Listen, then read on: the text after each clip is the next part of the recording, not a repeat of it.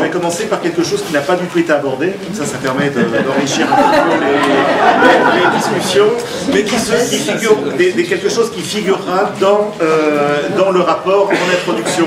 Donc c'est un peu une avant-première pour vous. Alors je voulais simplement rappeler que la cohérence des politiques pour le développement n'était pas simplement une préoccupation éthique ou philosophique, c'est une obligation qui figure dans les traités européens, et en particulier l'article 208 du traité sur le fonctionnement de l'Union européenne, qui indique que toutes les politiques doivent tenir compte des objectifs de la politique de développement, à savoir la réduction de la pauvreté. Donc les références aujourd'hui, ce sont notamment la réalisation des objectifs de développement durable. Donc ça, c'est un élément important qui constitue un peu le fil conducteur de cette journée. En France, la loi d'orientation sur la politique de développement et de solidarité internationale inclut dans son article 3 aussi une obligation de veiller à tenir compte aussi de la cohérence des politiques. Et la PAC est une de ces politiques, une des politiques qui peuvent avoir un impact, comme nous l'avons vu, sur le développement. Notre collègue du ministère de l'Agriculture avait beaucoup insisté, oui, on a beaucoup de choses par rapport à la PAC. Quand on parle de cohérence des politiques pour le développement, c'est la cohérence de l'ensemble des politiques, y compris les interactions qu'elles peuvent avoir entre elles. Donc politique commerciale plus politique agricole. Si dans un cas on pousse à l'ouverture des marchés aux produits européens, et si dans l'autre on subventionne et on pratique un dumping sur les produits agricoles, il y a une double peine pour les paysans du Sud, et donc une incohérence cumulée par rapport au développement des agricultures paysannes du Sud. Alors, on a traité de trois aspects de la PAC et de leur impact sur le développement. Je vais les prendre successivement, donc c'était quand même un petit peu riche, donc je ne pense pas que je vais réussir à vous donner même l'essentiel de ce qui a pu être dit. Donc le premier sujet qui a été abordé, c'est l'impact de nos exportations, avec de manière indirecte les financements de la PAC qui peuvent contribuer à une forme de dumping, c'est-à-dire exporter en dessous des coûts de production des produits agricoles. Alors on a abordé la question du lait et la question du blé. On a évoqué le fait que, bien entendu, et c'est valable pour l'ensemble des impacts qu'on a pu identifier, la politique agricole commune en tant que telle n'est pas responsable de tous les maux, pas plus que les politiques européennes, qu'il y a des responsabilités partagées, ça a été dit tout à l'heure, et qui incombent en partie aussi, et beaucoup même, pour les pays en développement qui ne font pas forcément tout ce qu'il faudrait pour soutenir les agricultures paysannes. Mais malgré tout, bon, il y a eu deux chiffres qui ont été cités et que je vais mentionner sur justement ce dumping, c'est-à-dire qu'on vend 20% moins cher le lait européen exporté et qu'on vend 35% moins cher les céréales européennes exportées. Alors il y a un certain nombre de recommandations qui ont été faites, notamment la nécessité de réguler les marchés agricoles européens sur le lait, sur les céréales, etc. On a aussi repris une proposition qui est celle de Coordination Sud et qui figure dans le programme de Pour une autre PAC, à savoir de taxer les exportations d'un montant équivalent à celui des subventions reçues. On demande aussi une remise en cause d'un élevage intensif productiviste qui n'est bon ni pour les producteurs en Europe ni pour les producteurs notamment en Afrique de l'Ouest. On insiste beaucoup sur la révision des accords de partenariat économique et notamment sur l'Afrique de l'Ouest avec deux pays, la Côte d'Ivoire et le Ghana, puisque c'est une menace pour les agricultures du Sud de ces pays et aussi pour une partie de leurs économies. Et on a abordé aussi la question des importations d'huile de palme, puisque une des menaces, c'est plus qu'une menace, puisqu'aujourd'hui c'est l'essentiel des importations ouest-africaines, c'est ce qu'on appelle du lait, c'est une sorte de faux lait avec de la poudre de lait écrémé mélangée avec des matières grasses végétales et en particulier de l'huile de palme. Et donc là on a un autre problème, c'est-à-dire qu'on contribue à la déforestation, on contribue à la dégradation d'un certain nombre de pays et aussi on contribue au réchauffement climatique. Alors, je ne vais pas rentrer trop dans les détails, simplement Indatou, qui était intervenu tout à l'heure, nous expliquait que le lait, ce qu'on appelle du lait réengraissé, revenait 30 à 35% moins cher que du lait frais local. Donc on voit les effets par rapport à cette filière. On a abordé aussi la mobilisation dans 6 pays de l'ensemble des acteurs de la filière lait local, donc depuis les éleveurs jusqu'aux transformateurs, dans le cadre de la campagne Mon lait est local, et qui est depuis quelques jours relayée en Belgique, en France et dans plusieurs pays européens à travers la campagne N'exportons pas nos problèmes, qui a été présentée durant les 3 premiers jours de cette semaine à Bruxelles, durant les 72 heures du lait. Alors je vais passer maintenant sur le deuxième thème, parce que je pense que je commence à être long, c'est ça, voilà. Alors le deuxième thème donc, concernait non plus nos exportations, mais plutôt nos importations à travers l'exemple du soja. Donc il a été évoqué que dans un certain nombre de pays latino-américains producteurs de soja, la culture du soja contribuait à 50% à la déforestation, c'est un enjeu majeur, et qu'au sein de la PAC, les niveaux d'exigence entre l'octroi d'aide de la PAC et une conditionnalité environnementale étaient très faibles. Et donc, parmi les demandes qui étaient faites pour des alternatives au soja, c'est un soutien au système, à la production de légumineuses pour l'alimentation du bétail, c'est des réglementations environnementales plus strictes, c'est d'appuyer une transition agricole et alimentaire donc sous protection des marchés, donc avec une protection du marché européen, et interdire l'utilisation d'aliments pour bétail contenant des OGM. Donc voilà, il y a eu pas mal de choses qui ont été dites sur un certain nombre d'impacts, comme notamment Marielle qui était intervenue sur les expulsions de paysans ou de peuples autochtones de leurs terres pour produire du soja, un phénomène de concentration des terres, un phénomène de violence, en particulier pour ceux qui défendent le droit à la terre des paysans. Et je vais passer au troisième thème, qui est donc climat et PAC. Donc ce qui a été évoqué, il y a des chiffres qui peuvent varier, mais l'alimentation, tout compris, correspondrait à 24% des émissions de gaz à effet de serre par les ménages. Donc c'est un élément important. Que dans les émissions agricoles, donc 85% viennent directement ou indirectement de l'élevage. Là aussi, on a pointé un enjeu important. Et on peut se dire, bon, bah, ça c'est changement climatique, quel est le lien avec les agricultures du Sud? C'est ça le thème de notre journée. Donc des paysanneries, notamment africaines, qui polluent très peu, qui contribuent très peu à l'émission de gaz à effet de serre, sont les premières victimes finalement des changements climatiques, du réchauffement, et qui a des effets. Alors certains ont évoqué aussi la question des migrations, même si c'est un sujet sensible et on évite de trop le mettre en avant, c'est quand même un point qui est important. Donc il y a beaucoup de politiques publiques qui contribuent à tout ça, la libéralisation des marchés, qui favorise les importations et donc l'émission de gaz à effet de serre. Au niveau de la PAC, donc ça a déjà été dit, mais l'absence d'outils pour orienter vers des types de production qui soient mieux respectueux de l'environnement et plus respectueux du climat. Et parmi les recommandations, donc figure en matière de politique alimentaire, réorienter les soutiens financiers en fonction des objectifs liés à la transition écologique et environnementale, prioriser les systèmes herbagers, prioriser aussi les systèmes agroécologiques, et je pense que je vais m'arrêter là, si ça vous va. Merci Pascal.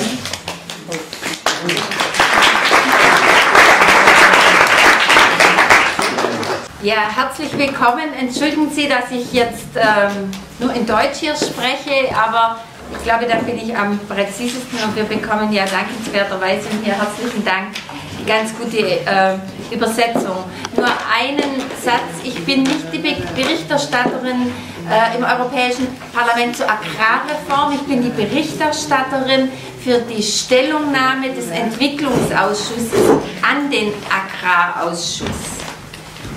Alors, bonjour à tous. Je vous prie de m'excuser le fait que je vais m'exprimer en allemand, mais nous allons avoir une traduction. Je voulais juste, parce que c'est la langue qui me permettra d'être la plus précise, donc je voulais juste apporter une petite correction dans la présentation qui a été faite. En fait, je ne suis pas la rapporteuse sur la question de la PAC, mais juste je suis la rapporteuse qui a travaillé au sein de la commission DEV, qui a émis un avis pour à destination de la commission agriculture. Voilà. Ja, ich werde jetzt darauf eingehen, also wie wird Politikkohärenz für Entwicklungszusammenarbeit in Europa oder auf europäischer Ebene verstanden. Denn die Welt ist sehr eng vernetzt durch den Handel, den wir betreiben. Und da bin ich nicht ganz der Meinung des Vertreters hier vom Agrarministerium. Denn die politischen Entscheidungen hier bei uns in Europa, die haben durchaus Auswirkungen auf die Menschen in ganz anderen, weit entfernten Regionen dieser Welt. Alors, je suis là en fait pour vous parler des cohérences politiques au niveau européen et j'aimerais commencer par dire que le fait que les échanges s'accentuent de plus en plus et font que nous vivons dans un monde qui est très connecté. Et je ne partage absolument pas l'avis du représentant du ministère de l'Agriculture parce que je pense au contraire que les décisions politiques qui sont prises au niveau européen ont une conséquence directe sur des gens qui vivent dans des régions, dans des zones qui sont totalement éloignées de nous. Es wurde ja gerade gesagt, dass es keinen Unterschied gibt in der Förderung, alles wird gleich gefördert. Ja, das stimmt, jeder Hektar landwirtschaftliche Nutzfläche bekommt die gleiche Summe. Es ist ziellos in meinen Augen, denn es wird überhaupt nicht hinterfragt, ob dieser Hektar für klimarelevant ist, ob er umweltschädlich oder umweltfreundlich bewirtschaftet wird oder was hat es für soziale Auswirkungen. Alles wird gleichermaßen gefördert und es hat durchaus außerhalb Europas immer wieder Auswirkungen und richtet Schaden an. Alors, il a également été dit qu'il n'y avait pas de distinction qui était faite en termes de subventions, en fait, que les subventions étaient versées de manière équitable, égale, etc. Et en fait, effectivement, ces subventions sont versées à l'hectare en fonction de la surface agricole utile, indépendamment du fait qu'on ne se pose absolument pas de la question de savoir si cet hectare utile a un impact sur le climat, sur le plan écologique, sur le plan social, et indépendamment de savoir si ça a un impact, et ça a des répercussions négatives sur les pays du Sud. Und hat ja richtig gesagt, diese Direktzahlungen sind wichtig für die Bäuerinnen und Bauern, weil sie, ich weiß die Zahl jetzt nicht mehr exakt im Kopf, aber über 40% des Einkommens ausmachen. Und sie machen deshalb so viel des Einkommens aus, weil die Produkte dann am Markt im Grunde zu Dumpingpreisen verkauft werden. Diese Produkte spiegeln ja nicht die Produktionskosten der Höfe wider, sonst bräuchten wir keine so hohen Direktzahlungen. Also dadurch können wir so billig exportieren. Et effectivement, il a été dit à juste titre que ces paiements directs contribuaient aux revenus des paysans. Je ne me souviens plus exactement quel était le chiffre qui a été cité, mais je crois que c'est à peu près 40% du revenu des paysans qui dépendent directement du subventionnement de la PAC. Alors, mais pourquoi est-ce qu'on en arrive là? Parce que les produits agricoles ne permettent pas aux fermiers de vivre, les prix agricoles ne correspondent absolument pas au coût de la production. Ils sont revendus sur le marché à des prix de dumping et c'est ce qui nous permet d'exporter à si bon prix. Und natürlich gibt es auch in Afrika, weil auch das Beispiel heute schon ein paar Mal gefallen ist, Regierungschefs, die das auch mit Wohlwollen aufnehmen, weil sie dann auch billige Lebensmittel vor Ort, vor allen Dingen an die städtische Bevölkerung verkaufen können oder diese bei Laune halten können. Aber es gefährdet die Entwicklungsperspektiven der Bäuerinnen und Bauern in diesen Ländern. Es gefährdet die Entwicklungsperspektiven ihrer Märkte, wenn dort das billige Milchpulver, und es ist ja nicht mal reines Milchpulver, wir haben es ja hier nochmal gehört, es ist ja angereichert mit Palmöl, wenn dieses billige Gemisch dort auf den Markt kommt und die lokalen Produzenten dort vertreibt. Und deshalb können sie oft auch den Bedarf gar nicht decken, weil sie gar keine Chance haben, die eigenen Märkte vor Ort zu entwickeln. Und dort kostet es die Existenz dieser Familien, und eine Existenz in Afrika zu verlieren, hat nochmal eine andere Bedeutung, als wenn ich meine Existenz, ich bin selbst Milchbäuerin, komme aus Süddeutschland, wenn meine Existenz gefährdet ist, das ist eine andere Bedeutung, als wenn meine Kollegin aus Ghana, aus Senegal oder Burkina Faso ihre Existenz verliert. Et on a entendu à plusieurs reprises en fait parler de l'Afrique aujourd'hui. Effectivement, on a entendu aussi qu'il y a certains chefs de gouvernement, certains responsables gouvernementaux qui regardent cela d'un œil bienveillant. Ils sont bien contents finalement d'avoir des produits à bon prix qu'ils peuvent revendre aux urbains de leur propre ville, puisque comme ça leur permet de contenter cette population et les gens ne disent ainsi rien. Mais ce qu'on perd de vue dans ce genre de politique, c'est qu'on réduit la perspective d'avenir de ces fermiers, des fermiers locaux en Afrique. On leur revend en plus de la poudre de lait, dont on a entendu effectivement que ce n'était même pas de la poudre de lait pure, puisque c'est un mélange qui contient également de l'huile de palme. Donc en leur revendant ces produits à bas prix, on les pousse quelque part à l'exode, on ne leur permet même pas de couvrir eux-mêmes leurs propres besoins et quelque part on les amène à perdre leur existence, parce que c'est comme si quelque part leur existence si eux perdent leur existence et qu'ils n'arrivent pas en fait à subvenir à leurs propres besoins, ça n'a pas tout à fait la même valeur que si moi, qui viens par exemple de l'Allemagne, du sud de l'Allemagne, ça n'a pas la même valeur que une personne une femme qui est originaire du Ghana ou du Sénégal.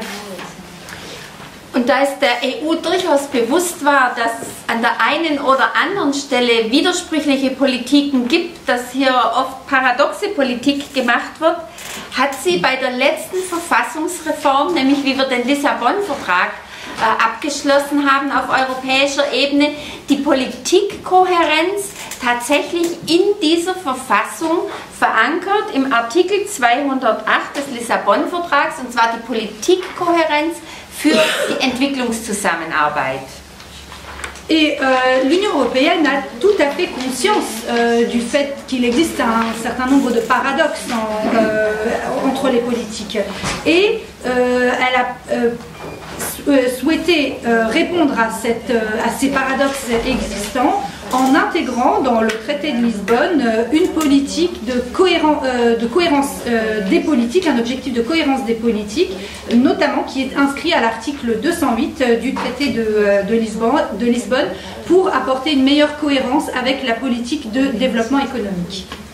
Und in diesem Artikel 208 verpflichtet sich die Kommission, die Europäische Union, alle internen Politiken abzugleichen mit den Zielen der entwicklungspolitischen Zusammenarbeit. Also im Grunde genommen müssen alle Widersprüche, die auftreten können, im Vorfeld abgeglichen werden. Also es sollte keine paradoxe Politik mehr geben, und sie hat die Politikbereiche auch identifiziert, nämlich das ist die gemeinsame Agrarpolitik, also hier haben wir durchaus eine Verantwortung. Es ist zum Beispiel die Handelspolitik und es ist auch die Steuerpolitik. Alors, dans cet article 8, dans cet article 208, l'Union européenne s'engage à réviser l'ensemble de ses politiques internes au regard des objectifs de développement pour éviter qu'il y ait des contradictions entre les différentes politiques qui sont menées. Et les domaines dans lesquels on doit être très attentif aux contradictions ont été également définis. Il s'agit de la PAC, de la politique agricole commune, donc nous avons véritablement une responsabilité en ce sens. Il s'agit de la politique commerciale, et le troisième point, c'est la politique fiscale.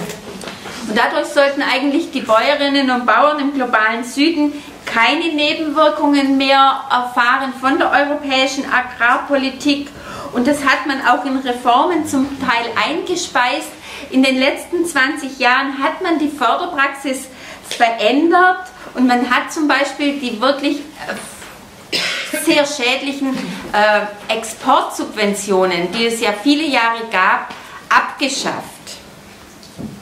Donc on a travaillé sur ces points pour éviter justement que les agriculteurs, que les fermiers aient moins à souffrir de ces paradoxes. Et justement dans la réforme de la PAC, il a été prévu des réformes en ce sens pour éviter tous ces paradoxes et notamment sur les politiques de subvention, notamment en fait les subventions à l'export qui sont très nocives. Donc on en a réformé à peu près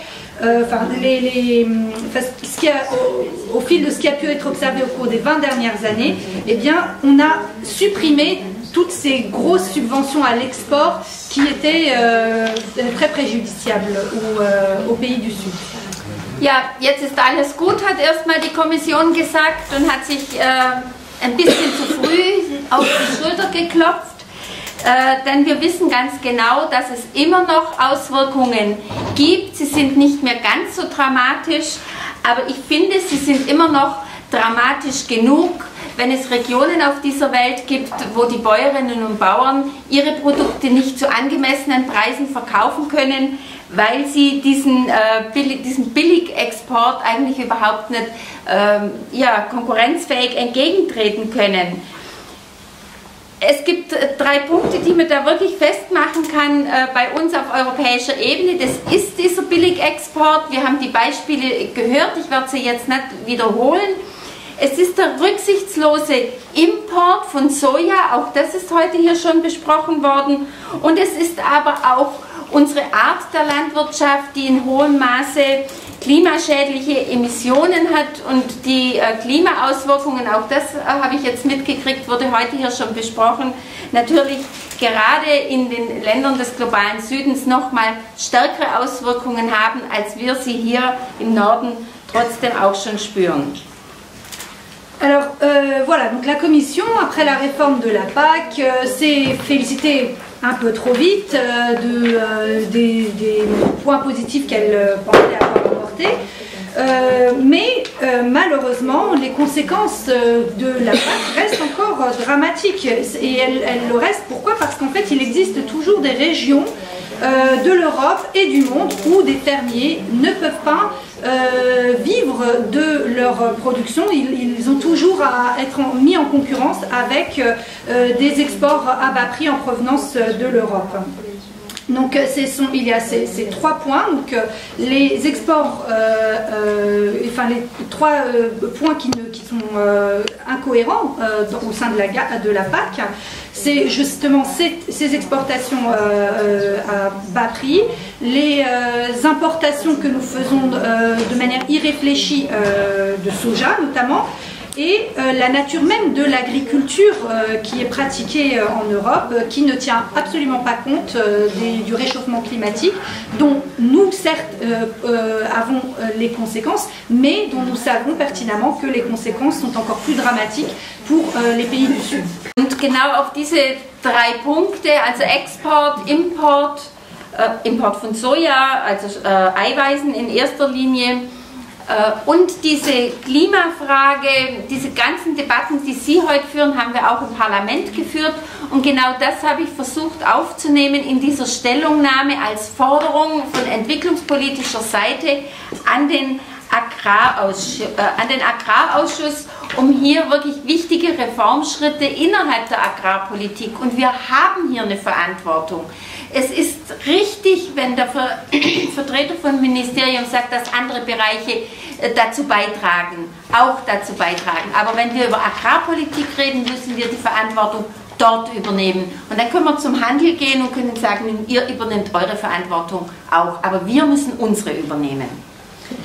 Alors, ces 3 points, notamment, donc, comme je le disais, l'export, les exportations à bon marché, l'importation essentiellement de soja, de produits de protéines, et la question climatique, eh bien, tout ce débat, en fait, nous l'avons mené au sein du Parlement européen sur ces 3 questions, et ils font partie, en fait, de l'avis que nous avons remis en tant que commission de développement pour la commission responsable de l'agriculture, parce que nous sommes justement là pour prendre nos responsabilités. Et le représentant du ministère de l'Agriculture a dit à juste titre, oui, bien ce sont les autres politiques qui sont un peu plus responsables. Mais là, nous sommes là en train de parler de la PAC. Donc nous pouvons agir au niveau de la PAC, prendre nos responsabilités au niveau de la PAC et faire en sorte que les responsabilités aussi soient prises au niveau de la politique commerciale et ainsi de suite. Ich werde jetzt ein paar Sätze zu den Forderungen sagen.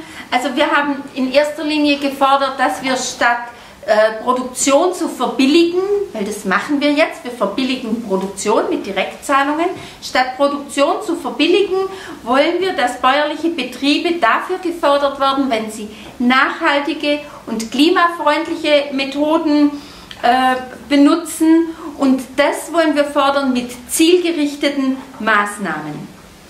Alors, j'aimerais vous citer quelques extraits en fait de cet avis, les choses que nous demandons pour que les choses changent. Eh bien, plus nous avons demandé, par exemple, une des demandes que nous avons consignées dans l'avis, c'est que au lieu de faire en sorte que la production soit rendue moins chère, parce que c'est ce qui est fait en somme toute via les paiements directs, eh bien que nous récompensions, que nous subventionnions, pour ainsi dire, une production qui serait durable, écologique. Wir haben gefordert, dass Agrarimporte nach Europa Umwelt- und Sozialstandards, an Umwelt- und Sozialstandards gekoppelt werden müssen, denn es kann nicht sein, dass Entwaldung stattfindet, dass Menschenrechtsverletzungen und Menschenrechtsverbrechen stattfinden und es letztendlich dann so auf unserem Teller landen. Nous avons également demandé que les importations agricoles tiennent compte également du respect de certaines normes écologiques et sociales, parce qu'il se peut au final que par le biais de ce qui est, qu'actuellement en fait, des conséquences de la déforestation, que des crimes contre l'humanité atterrissent au final dans nos assiettes. Und wir wollen, dass Europa die Märkte stärker beobachtet, also dass wir die Erfolge innerhalb der Entwicklungszusammenarbeit nicht konterkarieren, indem wir andere Märkte beschädigen. Und um überhaupt mal Grundlagen und Daten zu haben, brauchen wir ein wirksames Monitoring, nicht nur vom europäischen Markt, sondern von den internationalen Märkten. Die Auswirkungen sind ja völlig verschieden in unterschiedlichen Ländern, also dort brauchen wir ein wirksames Monitoring.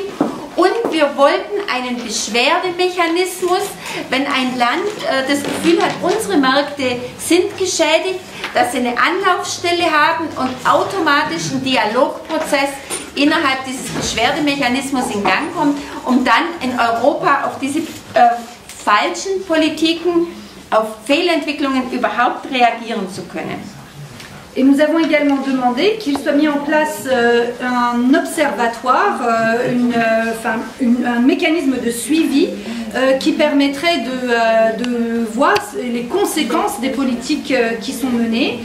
Ce mécanisme de suivi doit non seulement observer les marchés, les conséquences des politiques agricoles sur les marchés européens, mais également sur les marchés internationaux, pour que nous ayons une vision un petit peu plus éclairée. Nous avons également demandé la mise en place d'un mécanisme de plainte, de manière à ce qu'un pays qui se sente lésé par une pratique agricole puisse avoir une instance auprès de laquelle il puisse faire un recours pour que cessent au final ces fausses bonnes politiques.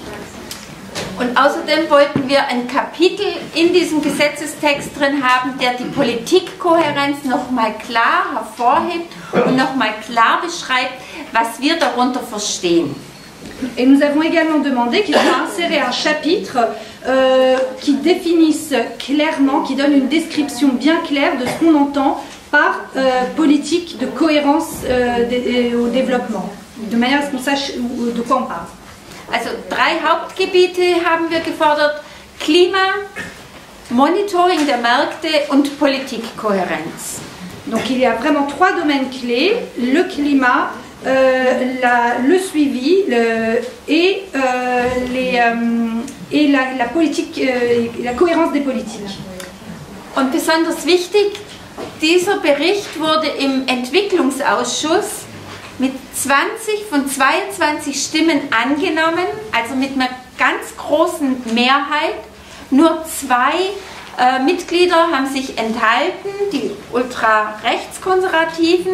Es gab keine Gegenstimme, also es gab eine breite Mehrheit und selbst der Agrarkommissar Hogan hat öffentlich im Ausschuss, aber auch mir persönlich gegenüber erklärt, dass er Politikkohärenz tatsächlich als wichtigen Teil der Agrarreform sieht. Et j'aimerais dire également que ce rapport a été adopté au sein de la commission par 20 votes sur 22. Il y a eu 2 abstentions de la part de l'extrême droite, mais personne n'a voté contre le texte. Et le commissaire à l'agriculture, donc M. Hogan, a déclaré au sein de la commission, mais il m'a également dit personnellement qu'il considérait que la cohérence des politiques était un élément très très important. Nun, nachdem wir diese Stellung...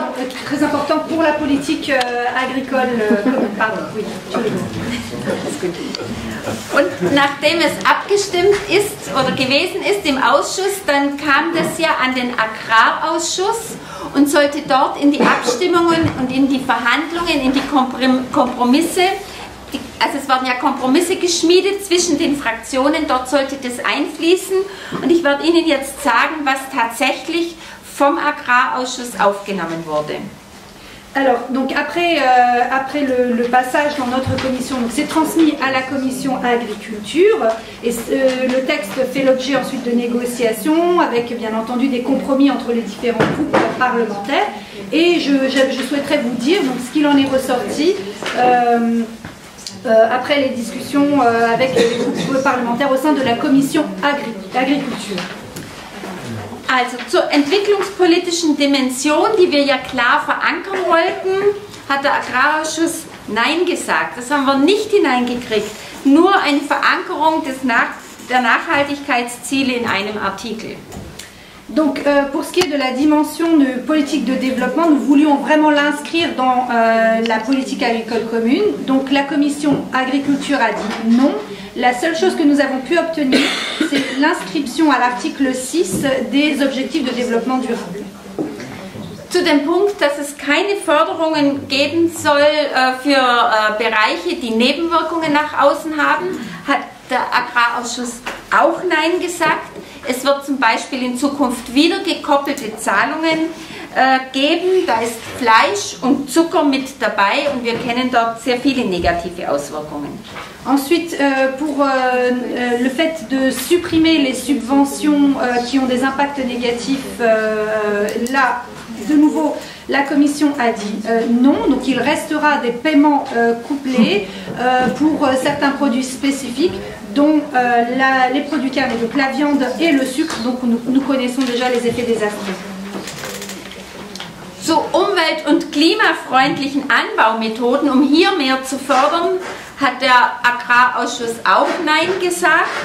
Sie wollen nur 30% der Gelder für Ökoprogramme zur Verfügung stellen und im Gegenzug wollen sie die Konditionalitäten. Konditionalität ist eine Grundvoraussetzung, die ich als landwirtschaftlicher Betrieb erfüllen muss, um überhaupt Förderung zu kriegen. Wollen sie diese senken?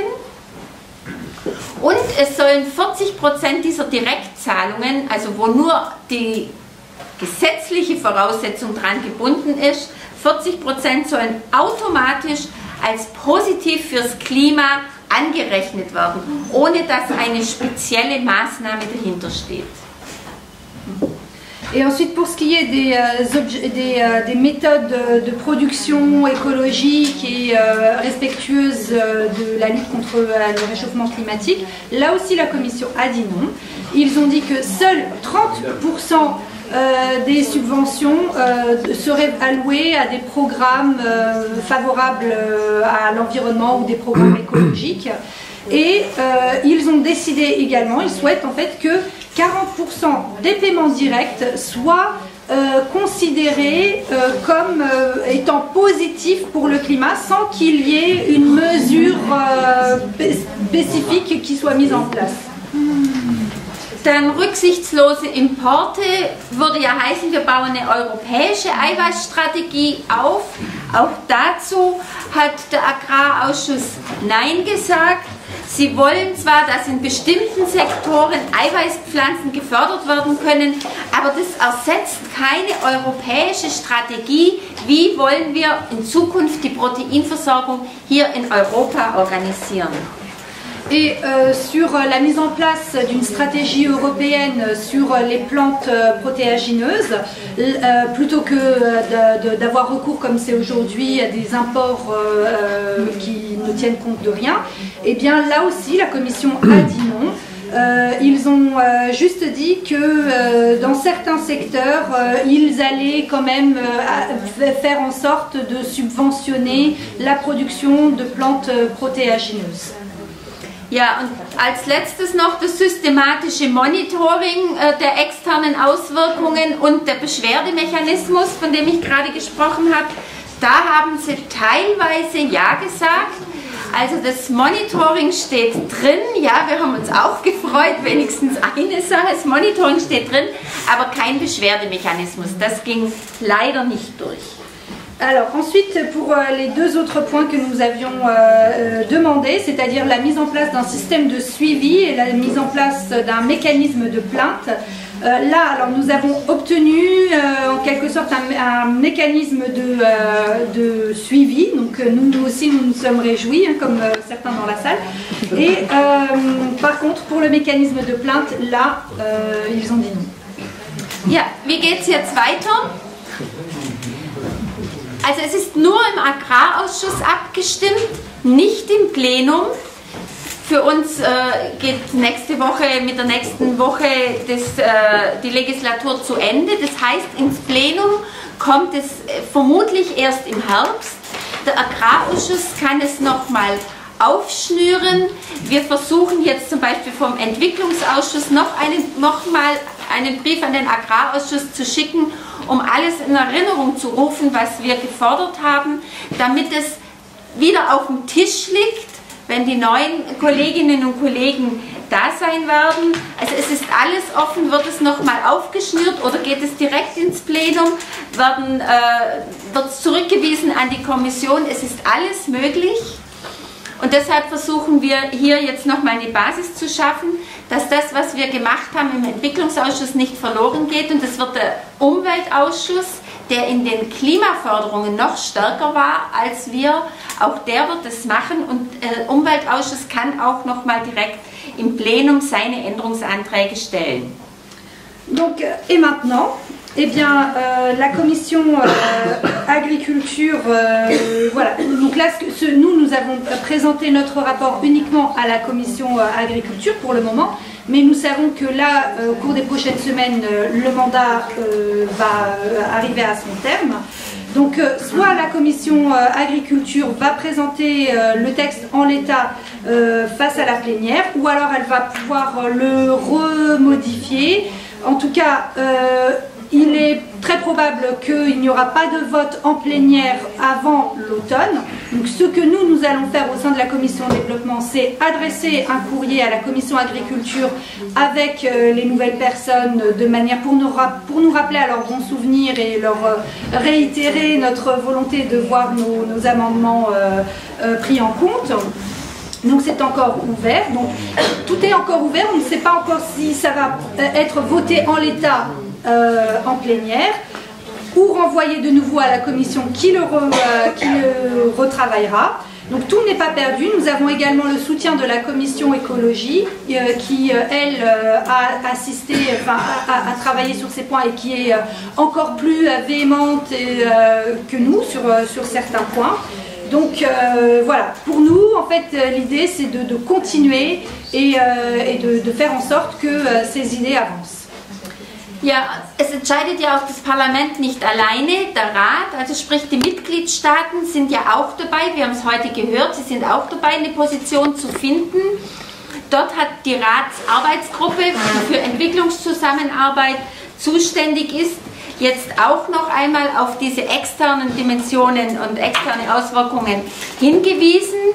Sie wollen das auf die Agenda auch der Agrarminister, der Arbeitsgruppe der Agrarminister setzen. Sie werden es dort ansprechen. Deutschland hat es gemacht. Ich weiß nicht, was Frankreich hier gemacht hat. Wir hoffen hier, dass es stimmt, dass Frankreich sehr ambitioniert ist mit Umwelt und Klima. Also der Rat, die Mitgliedstaaten müssen jetzt auch eine Position finden. Alors, le Parlement européen ne décide pas seul, bien entendu. Il doit tenir compte en fait des positions des différents États membres. Nous, au sein de la commission pour la collaboration au développement, nous avons veillé à défendre notre avis. Nous avons mis sur la table effectivement ces effets négatifs à l'externe de la politique agricole commune. Nous avons entendu dire en fait que la France était encore en cours de pourparlers pour affiner sa position, qu'il y avait eu un groupe, je ne sais plus comment s'appelait le groupe, mais un groupe de travail sur la question. Donc l'Allemagne a déjà arrêté sa position. Nous espérons en tout cas que la France le fera bientôt, et comme nous avons pu l'entendre apparemment, donc la France est, semble-t-il, très ambitieuse en termes d'écologie et de défense du climat. Donc nous verrons. Ja, und wenn das Parlament seine Position abgestimmt hat am Ende im Plenum, im Herbst, nächsten Winter, ich weiß es nicht, der Rat seine Position gefunden hat und dann geht es in die Trilogverhandlungen, also dann werden Kommission, Rat und Parlament zusammen letztendlich das Gesetz aushandeln. Das wird die neue Kommission dann machen, nicht mehr die jetzige Kommission. Wir müssen sehen, ob der neue Kommissar sich an das hält, was Hogan uns alles versprochen hat. Wir werden sehen, was am Ende rauskommt. Aber heute ist das Stichwort gefallen, wir brauchen eine integrierte Ernährungs- und Agrarpolitik, und genauso sehe ich es auch. Wir müssen eigentlich die ganze Kette sehen, vom Acker bis zum Teller. Ich glaube, das wird am Ende nicht herauskommen, aber wir haben immer noch Einflussmöglichkeiten, dass vielleicht etwas Besseres herauskommt, was jetzt auf dem Tisch liegt. Herzlichen Dank, dass Sie zugehört haben.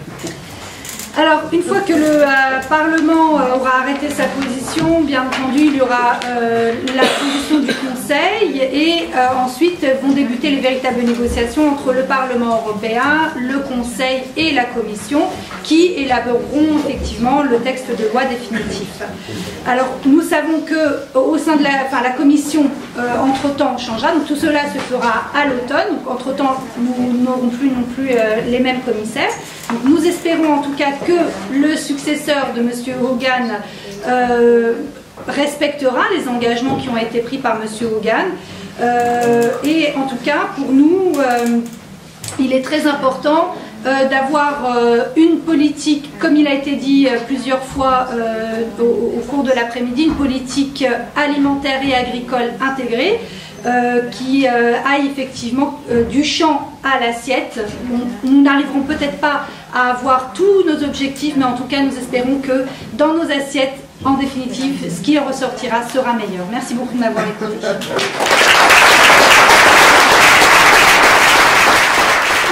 la France Insoumise, Irène Tolleré de Renaissance qui est déjà parmi nous, et Guillaume Ballas de Génération. Donc je vous informe que malheureusement Éric Andrieux a dû annuler sa présence pour un problème personnel grave.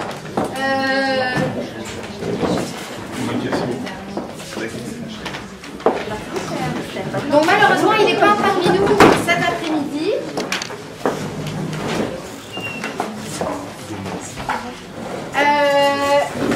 On a souhaité justement proposer à des futurs, fort probables, on l'espère, candidats au Parlement européen, et donc leur donner la parole sous la forme d'une audition. Donc vous avez chacun 15 minutes pour réagir aux propos de Maria Heubuch, donc la rapporteuse de la commission développement, autour de deux questions principalement. Donc connaître à la fois vos réactions et propositions,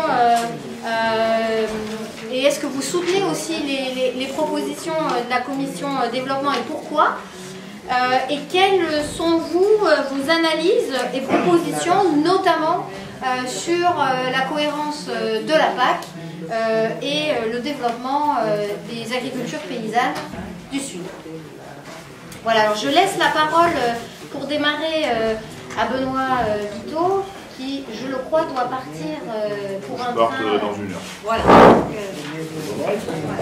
Donc je rappelle les règles du jeu, donc c'est 15 minutes chacun sous forme d'audition, l'idée de ne pas générer un débat. Voilà. Très bien. D'abord, merci de m'avoir invité. Ça fait partie de l'exercice. Et je tenais à remercier Madame la rapporteuse parce que, effectivement, ces éclairages sont fondamentaux pour comprendre un peu les enjeux qui se trament sur un des sujets forts de la politique agricole, enfin de la politique européenne, qui est la politique agricole commune, puisque je rappelle que c'est presque la moitié du budget de l'Union européenne.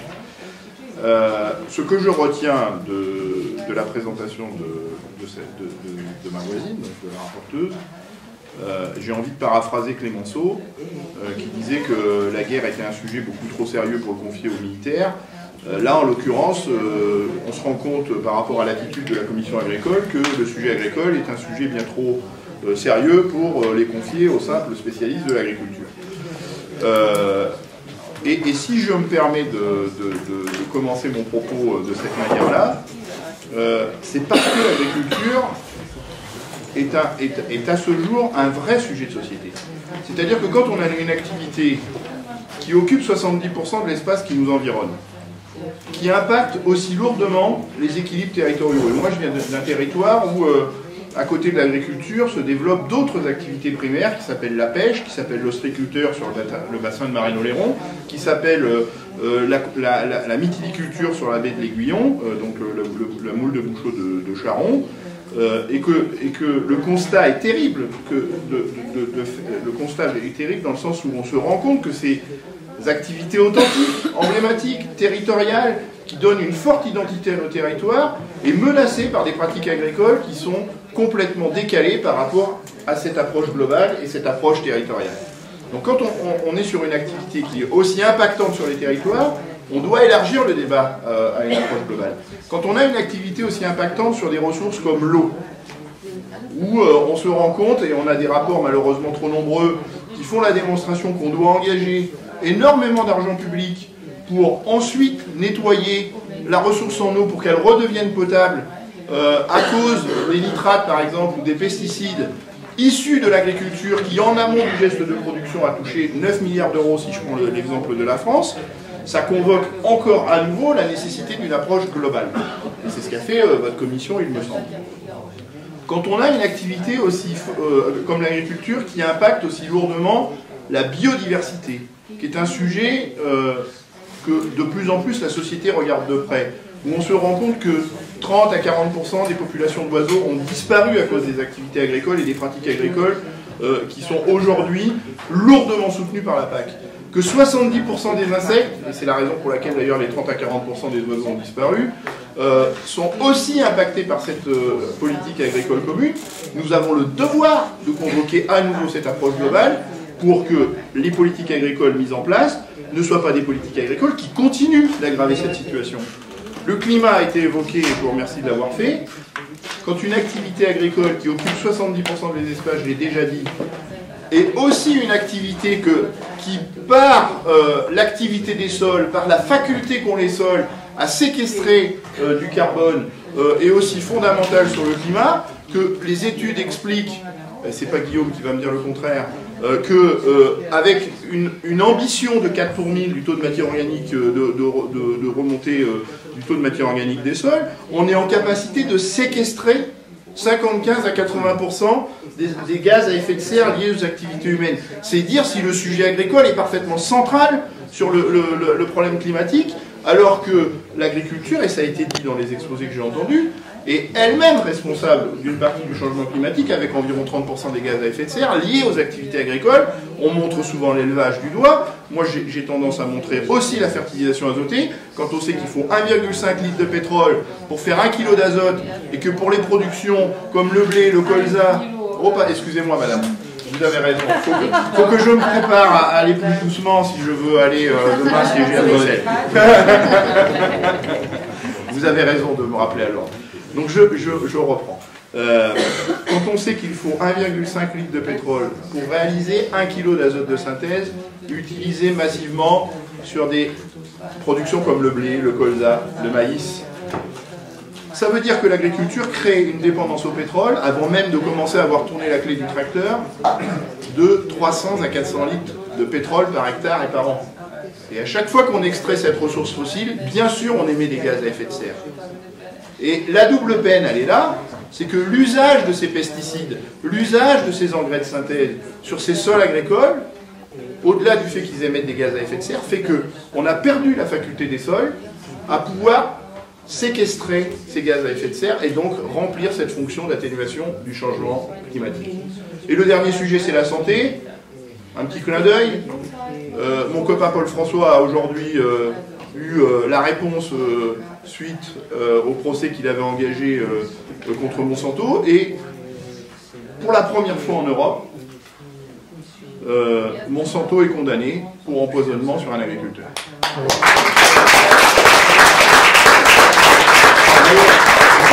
Merci de vos applaudissements. Moi, je le dis avec beaucoup d'émotion parce que Paul François, c'est un très proche ami. On avait créé ensemble l'association Phytovictimes. Au moment où je vous parle, là, maintenant, où il a gagné ce procès-là, des agriculteurs qui étaient à côté de nous au moment où on a créé Phytovictimes, malheureusement, ne sont plus là pour partager avec nous cette grande victoire. Donc, je vous remercie de l'accueil que vous faites à cette décision de justice qui est sans précédent. Mais ça veut dire aussi, si on est cohérent par rapport à cette décision de justice, que nous avons l'impérieuse obligation de réorienter les politiques publiques de manière à ce que ce modèle agricole-là, dont la justice vient de dire qu'elle empoisonne les paysans eux-mêmes, ne soit plus soutenu par des politiques publiques. C'est ça la cohérence. Alors, vous avez parlé d'incohérence, moi je parle de schizophrénie. C'est plus grave, c'est plus difficile à soigner comme maladie. Et donc, schizophrénie, et là encore une fois, c'est pas pour faire de la provocation comme je l'ai fait déjà avec M. Clémenceau, il y en a 7 minutes, ça va aller. La schizophrénie, elle a lieu à l'échelon européen, bien entendu. Quand à l'échelon européen, en 2000, l'Europe décide d'une directive 4 sur l'eau, par exemple. Comment est-ce qu'elle peut continuer avec la politique agricole commune telle qu'elle est sur la table aujourd'hui, à cette schizophrénie-là qui fait que rien dans les modèles agricoles qui sont soutenus par la PAC aujourd'hui ne va dans le sens de l'amélioration de la situation comme ça a été édicté dans la loi et dans la directive cadre sur l'eau de 2000. Moi, je pose la question, comment est-ce que ces politiques agricoles peuvent continuer comme ça? Et ça nous renvoie sur le poids de la commission agricole, c'est-à-dire que cette commission agricole, qui est lourdement influencée par les agriculteurs eux-mêmes, fait la démonstration que tant qu'on n'élèvera pas, et je parle d'élever le débat agricole à un débat de société, et qu'on confinera ce débat dans un débat agricolo-agricole, dans une sphère consanguine, où chez nous, on a l'habitude, on les connaît, qui tient le stylo des politiques publiques, la FNSEA par exemple, on voit bien qu'on va dans des impasses redoutables. Autre schizophrénie à l'échelon européen. On continue de faire le choix de distribuer l'argent public chez les agriculteurs par unité de surface. Alors que l'ambition de la PAC, c'est de soutenir l'emploi, c'est de soutenir les activités humaines autour de l'agriculture. Tant qu'on subventionnera via la PAC des unités de surface, on crée une dynamique qui est assez facile à comprendre. Plus on aide la surface, plus l'agriculteur est attiré par la surface et les rentes d'argent public que ça crée. Et donc plus il a d'aide publique, plus il a les moyens d'amplifier sa surface. Et voilà comment on arrive à des logiques que moi j'appelle cannibalistes, où les agriculteurs se bouffent entre eux. Donc vous voyez bien que là, et là je pointe du doigt une autre schizophrénie, c'est qu'on nous demande, nous les régions, parce que je suis aussi conseiller régional, de porter, via les autorités de gestion qu'on a confiées aux régions, des logiques d'installation en agriculture.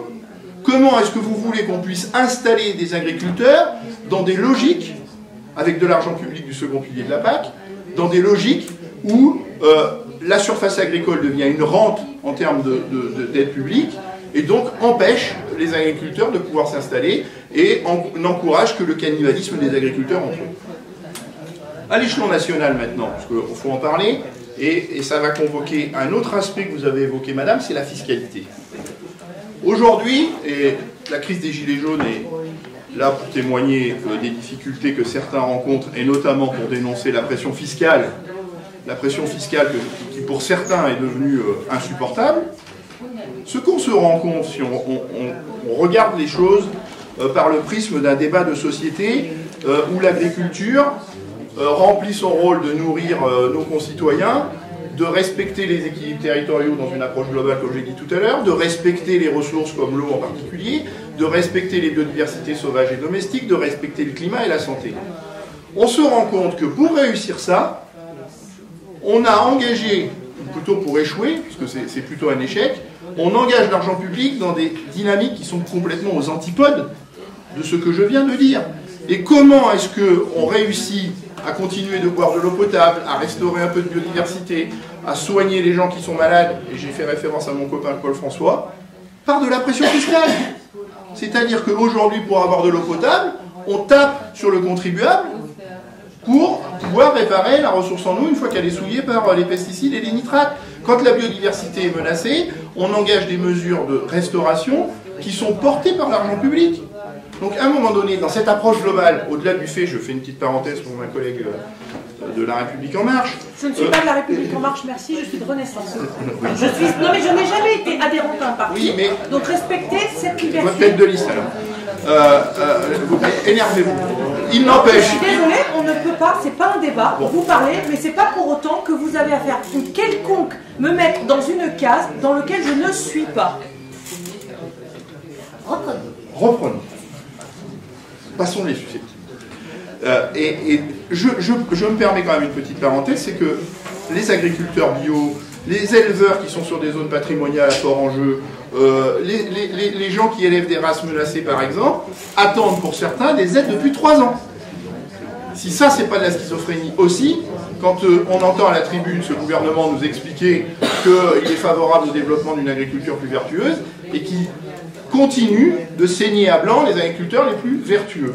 Pour revenir à la fiscalité, c'était une petite parenthèse, si demain, au-delà du fait qu'on oriente autrement les 9 milliards d'euros de la PAC, autrement qu'elle est orientée aujourd'hui, on peut faire aussi des économies considérables en termes de fiscalité à l'échelon national, puisqu'on n'aura plus besoin d'alimenter ces logiques curatives sur la ressource en eau, sur la biodiversité, sur la santé, sur les équilibres territoriaux. Et moi je vais même plus loin. Je dis même que dans la mesure où aujourd'hui ces enveloppes existent pour alimenter des logiques curatives, il faut avoir l'audace, le courage politique d'attraper ces enveloppes considérables pour aller au-delà des 9 milliards d'euros qui sont mis sur la table par la PAC, avec une logique de distribution, et j'ai fini, une logique de distribution qui préfère la distribution via des unités de travail humain, via des unités de travail de main-d'œuvre, et qui rémunère, et les mots comptent, je ne parle plus de subventions, qui rémunère des services rendus. C'est-à-dire qu'un agriculteur qui emploie aura bien sûr des aides, puisqu'on est sur le choix d'une rémunération par unité de travail humain, et donc on peut créer une vraie politique de l'emploi avec l'agriculture, mais on peut aussi rémunérer des services rendus sur le climat, sur la santé, sur la biodiversité, sur la ressource en eau, sur les équilibres territoriaux, en amplifiant ce qui est aujourd'hui sur la table via la PAC, avec ces politiques qui aujourd'hui sont, et l'enveloppe de ces politiques qui est aujourd'hui consacrée à des logiques curatives, pour enfin encourager et rémunérer ces agriculteurs sur des logiques d'anticipation et des logiques de prévention. Je vous remercie de votre attention et j'ai tenu un quart d'heure pile. Je m'appelle Irène Toléré, je suis vigneronne et je suis élue locale dans le département de l'Hérault. C'était mon premier mandat en 2014 et suite à un décès, je suis également devenue conseillère départementale, c'est-à-dire on s'occupe du social.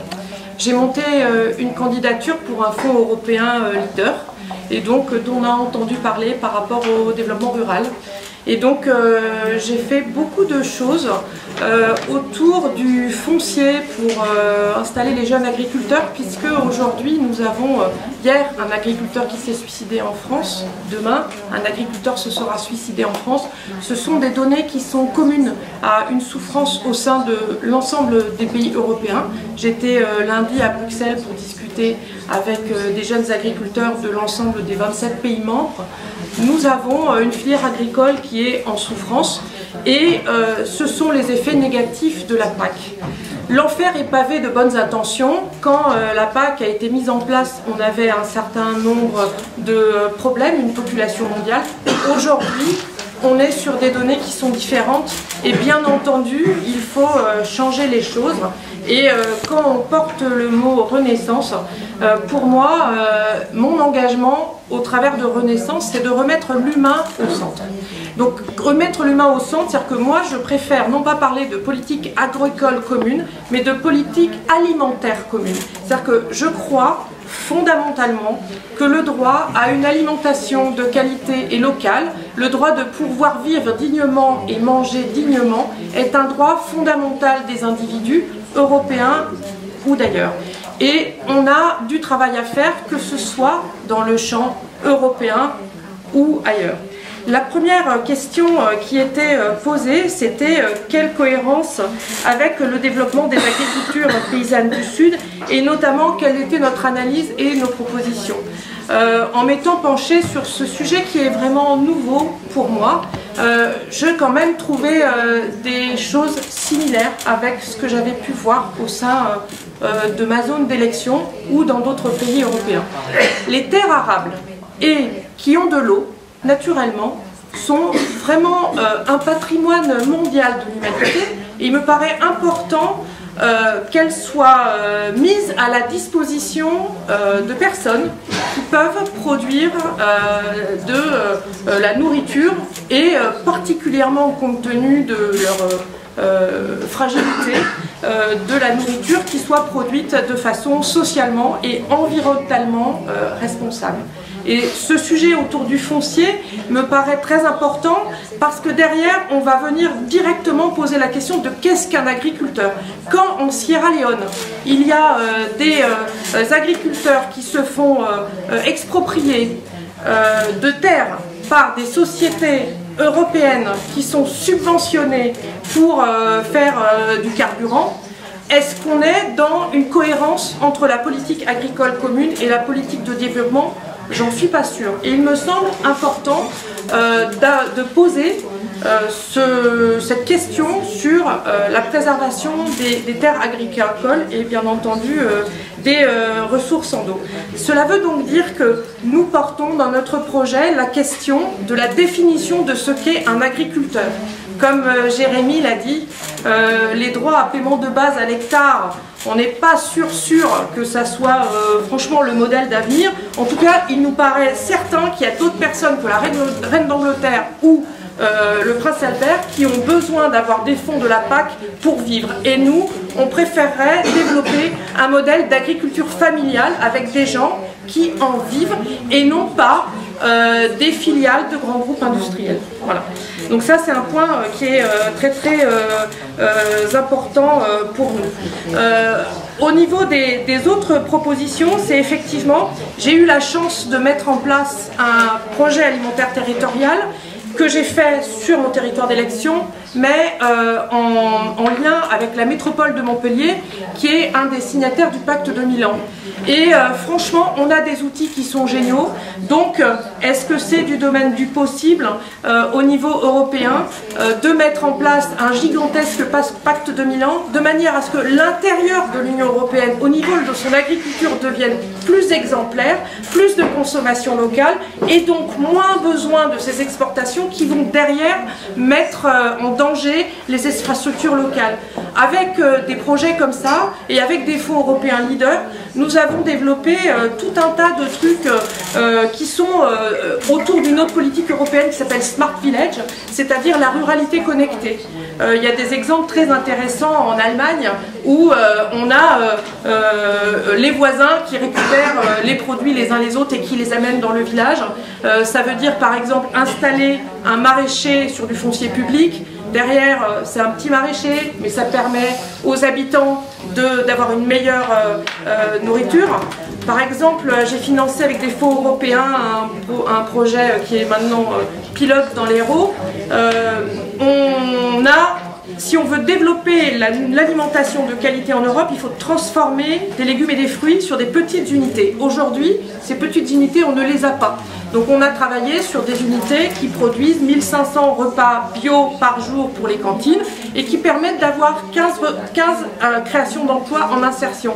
Donc quand on parle d'un projet alimentaire européen, c'est bien de mettre en place avec une politique publique autour de la PAC quelque chose qui permette d'accompagner les consommateurs, les citoyens européens dans des changements d'attitude qui par ricochet permettront de relâcher la pression économique, en tout cas c'est comme ça que je vois les choses, sur des activités en exportation. Comme en interne, quand j'ai voulu protéger les terres agricoles, au début, on m'a dit, Irène, on les avait déjà bloquées et aucun agriculteur s'est mis dessus. J'ai compris que la meilleure protection d'une terre agricole, c'était qu'un agriculteur vive dessus. Et à partir du moment où on est dans une logique d'installation, je crois qu'on est dans une logique qui va permettre d'avancer.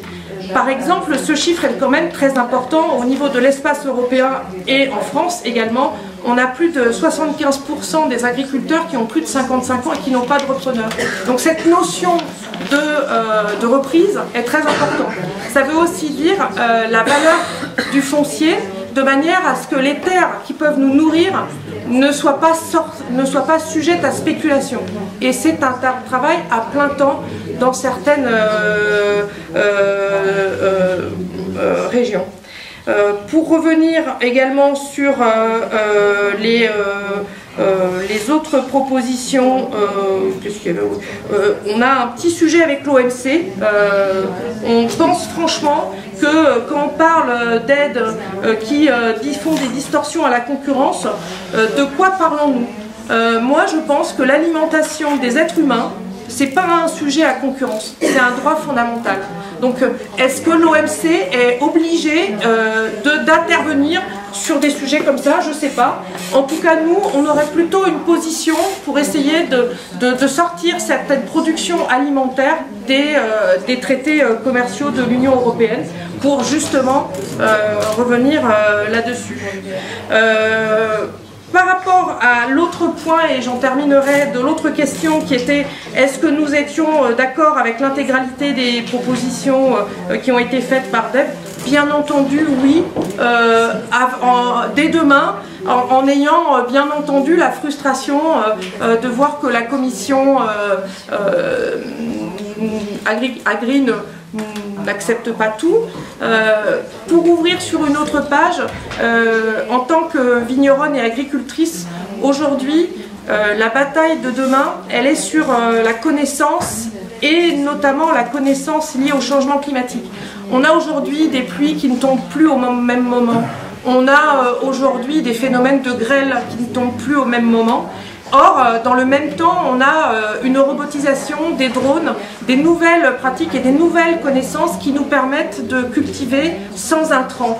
Donc, par exemple, on a financé avec le Conservatoire des espaces naturels un programme qui s'appelle Biodivo, qui permet à tous les agriculteurs, à travers des autodiagnostics biodiversité, d'identifier les prédateurs naturels par rapport aux maladies qui sont là.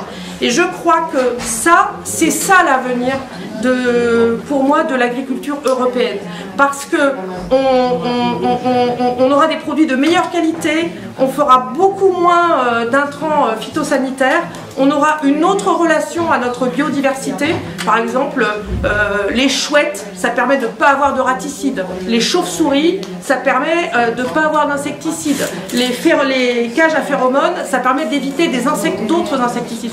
Je crois que cette connaissance-là, en tout cas, c'est ça sur lequel on avance. J'ai la chance d'être à Montpellier, on a Supagro et le CIRAD sur place. Donc on a les meilleurs chercheurs sur ce type d'agriculture de protection. C'est tout ce que j'avais à dire. J'ai 24 ans et je viens vous parler d'agriculture parce que je suis agronome de formation et que je suis doctorant en économie actuellement et je travaille avec des éleveurs au quotidien dans le Massif central. Et quand je rencontre des éleveurs, il y a des choses qui m'affectent. C'est de voir qu'ils sont au bout, véritablement au bout. Et ce qui me fend le cœur, c'est quand ils disent à leur gamin, va-t'en, pars, ne reprends pas la ferme. Parce que si tu deviens agriculteur, tu ne pourras pas vivre de ton travail, tu n'auras pas de rémunération. Tu vas être livré à une compétition féroce, tu vas être livré à l'agro-industrie, tu vas travailler 70 heures par semaine, tu n'auras plus de vie sociale, tu n'auras plus rien, tu seras isolé dans des territoires ruraux, il n'y a plus d'activité économique, où il n'y a plus de services publics. C'est ça la réalité de l'agriculture aujourd'hui. En France, chez moi en Auvergne. Maintenant, quel est le bilan de ce système agricole et alimentaire au niveau mondial? C'est 1 milliard d'êtres humains qui souffrent de la faim. Je crois que c'est 2 milliards, je parle sur votre contrôle, qui sont malnutris. En France, c'est 6 millions de nos compatriotes qui sont en précarité alimentaire. C'est un agriculteur qui se suicide tous les 2 à 3 jours. Ce sont les dégâts environnementaux, je ne vais pas rentrer dans les détails dont Benoît a parlé. C'est ça la réalité et c'est ça le bilan de la politique agricole commune telle qu'on la connaît aujourd'hui. Il faut bien avoir ça en tête parce que sinon on parle de broutilles qui ne permettent pas de comprendre véritablement les enjeux et les urgences. C'est le GIEC qui nous dit, si d'ici 12 ans, on n'a pas inversé la vapeur, sans mauvais jeu de mots, c'est cuit. La planète va devenir une étuve et on ne sait pas véritablement ce qui va se passer. Ce seront des centaines de millions de réfugiés climatiques. Alors là, on râle pour quelques migrants, mais ce sera autre chose. Ce seront des agricultures qui seront détruites. Même en France et en Europe, on a du mal à voir quelles seront les conséquences des dérèglements climatiques sur notre agriculture. Donc, quand on parle d'agriculture, que ce soit au niveau mondial ou au niveau européen, il faut tout changer. Point. Bon. Je commence par dire ça parce que moi, je ne veux pas me contenter de petites mesurettes. Je veux aller au fond du problème. La PAC est-elle cohérente? Bon, notre ami du ministère de l'Agriculture semble penser que oui, il n'a pas vu le problème. Pourtant, vous lui avez répété, bon, il n'a pas vu le problème. Il n'a pas vu le problème, par exemple, entre la politique agricole commune et les problèmes de foncier. Et pourquoi est-ce que les agriculteurs se battent pour récupérer le foncier? C'est parce que c'est la rente. Effectivement, c'est là qu'ils les aident. Parce que dans un contexte mondial où les prix sont tellement bas que c'est plus la production qui rémunère, c'est le capital qui va leur permettre de s'en sortir. Et donc oui, quand il y a quelques hectares qui se libèrent, ils vont tout faire pour l'attraper. Parce que la PAC fonctionne comme ça. La politique agricole commune est un rouleau compresseur qui a complètement chamboulé, bouleversé le système agricole et alimentaire en Europe. Ça n'a pas été toujours une politique agricole libérale. Elle a été, après les années 90, protectionniste, régulationniste, parce que ça correspondait à l'enjeu de l'époque. Dans les années 50, on a dit il faut libérer des bras dans l'agriculture pour reconstruire l'Europe, et donc il faut augmenter la productivité du travail. D'accord? Il y avait une logique derrière, il y avait un véritable besoin. On ne va pas nous, là, dire ils avaient tort, ils n'avaient pas tort. Ils ont dit aux agriculteurs, il va falloir produire plus avec moins de main-d'œuvre. Ils ont mis en place des protections aux frontières européennes, des régulations des marchés européens. Il y avait des quotas, il y avait des prix minimum garantis, il y avait des subventions massives à l'investissement, et les agriculteurs ont relevé le défi qu'on leur a demandé de relever avec les outils qu'on leur a mis à disposition. La surmécanisation, les engrais chimiques de synthèse, les pesticides, etc. Ça a été, de ce point de vue-là, un succès, puisqu'on a pu devenir excédentaire, puis exportateur, malheureusement, on y reviendra, alors qu'au départ, ce n'était pas le cas. Mais c'est là que le bas blesse. Il y avait bien sûr toute la question des externalités, les pollutions liées aux pesticides, aux engrais chimiques, l'érosion de la biodiversité, la destruction de la fertilité des sols, la pollution de l'eau. Ça, à la limite, vous pouvez dire, bon, on ne savait pas, maintenant on sait. Donc, puisqu'on sait, il va falloir se passer de ces méthodes-là. Mais, à l'époque, il y avait la logique qui était absolument implacable. Puis sont venus les excédents. On n'a pas su quoi en faire. Alors on a stocké, ça coûtait cher. La bonne idée, on va libéraliser. Bah oui, il y a plein de monde qui crève de faim, bah l'Europe va les nourrir. Ça c'est le discours de bienfaiteur. En réalité, qu'est-ce qu'il y avait derrière? Il y avait l'industrialisation de la production agricole. Il y avait l'agrobusiness. Et c'est là qu'on voit aujourd'hui la poudre de lait coupée avec de la matière grasse végétale issue de la déforestation et donc du changement climatique, qui est produite en Europe sur le dos des producteurs de lait, qui est exportée sur le dos du climat, et ce sont les mêmes boîtes multinationales qui, sur place, ont les filières de commercialisation et de transformation. L'agrobusiness, il est là. Donc il y a aussi un lien entre la PAC et l'agrobusiness. La politique agricole commune a été faite pour répondre à cette logique d'industrialisation. Donc, quand j'ai dit ça, je pense qu'on peut dire que la PAC est incohérente. Incohérente avec les enjeux au nord et les enjeux au sud. J'ai tendance à dire que ce n'est pas une politique agricole commune.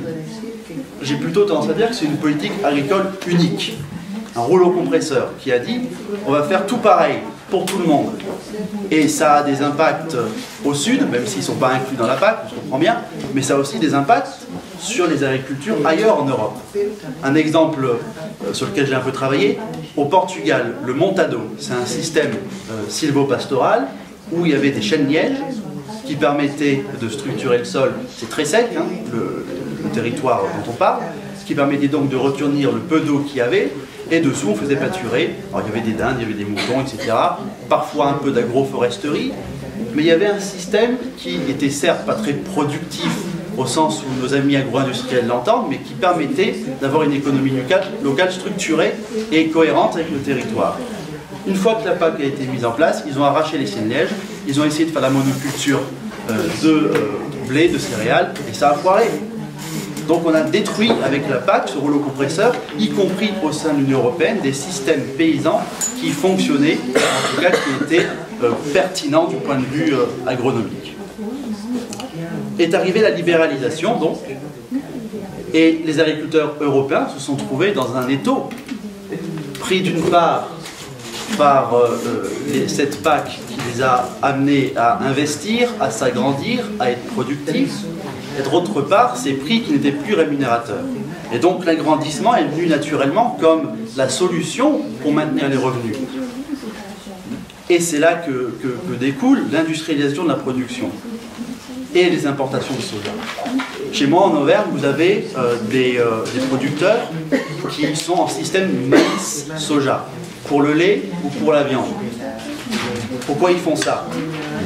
Parce qu'ils vont commercialiser dans des filières à l'export du broutard, du velours, en Turquie, en Italie. Et donc ils utilisent le maïs qui est une matière énergétique complémentée avec le soja. Déjà, première aberration de ce système, c'est qu'on détourne des productions alimentaires qui pourraient nourrir des humains pour nourrir des herbivores. Parce qu'une vache, c'est quand même un herbivore à la base. J'aime bien cette phrase du paysan auvergnat André Pochon qui dit « Une vache, une barre de coupe à l'avant, un épandeur à l'arrière. » Si vous vous faites bouffer autre chose que de l'herbe, ce n'est pas bien cohérent.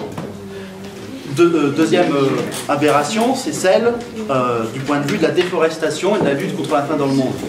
Au Brésil, ce sont des millions d'hectares qui sont déforestés pour faire le soja OGM, qui est ensuite importé. Ce sont des paysans qui sont expropriés.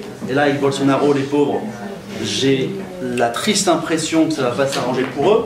Bolsonaro, le candidat, le président des 3B, la Bible, le bœuf et les balles, l'agro-industrie est à l'origine de l'élection de Bolsonaro. Rappelons-nous-en aussi pour le cas de l'Union européenne. Une aberration du point de vue social au Brésil, puisqu'il me semble que c'est 12 millions de Brésiliens qui crèvent de faim alors qu'ils sont excédentaires comme pas possible. C'est des anciens paysans qui ont été repoussés dans les bidonvilles et qui crèvent de faim maintenant pour pouvoir nourrir le bétail industriel européen. Et puis c'est cette logique de produits bas coût qu'on va ensuite exporter. Et il est parti, mais notre camarade du ministère, j'espère, lira le rapport qui sortira de cette journée. Il faudra en tout cas lui l'adresser. Les timbres sont gratuits, je crois, il ne faut pas hésiter. Il faudra qu'il dise ça. Il y a du dumping. Et je vous invite à lire les travaux de Jacques Berthelot sur le sujet. Il y a des prix de dumping. C'est comme ça. Quand vous subventionnez une production qui est destinée à l'export, forcément, le coût va être baissé d'autant. Surtout que vous l'exportez sur un marché qui est un marché d'excédent où les prix sont déjà bas. Bien. Donc, quand ces produits-là arrivent sur les marchés en Afrique, notamment en Afrique de l'Ouest, ils sont plus compétitifs parce qu'en plus ces pays, dans le cadre d'accords toujours bienveillants de libre-échange avec l'Union européenne, ont des droits de douane extrêmement faibles. Il me semble que c'est 5% sur un certain nombre de produits.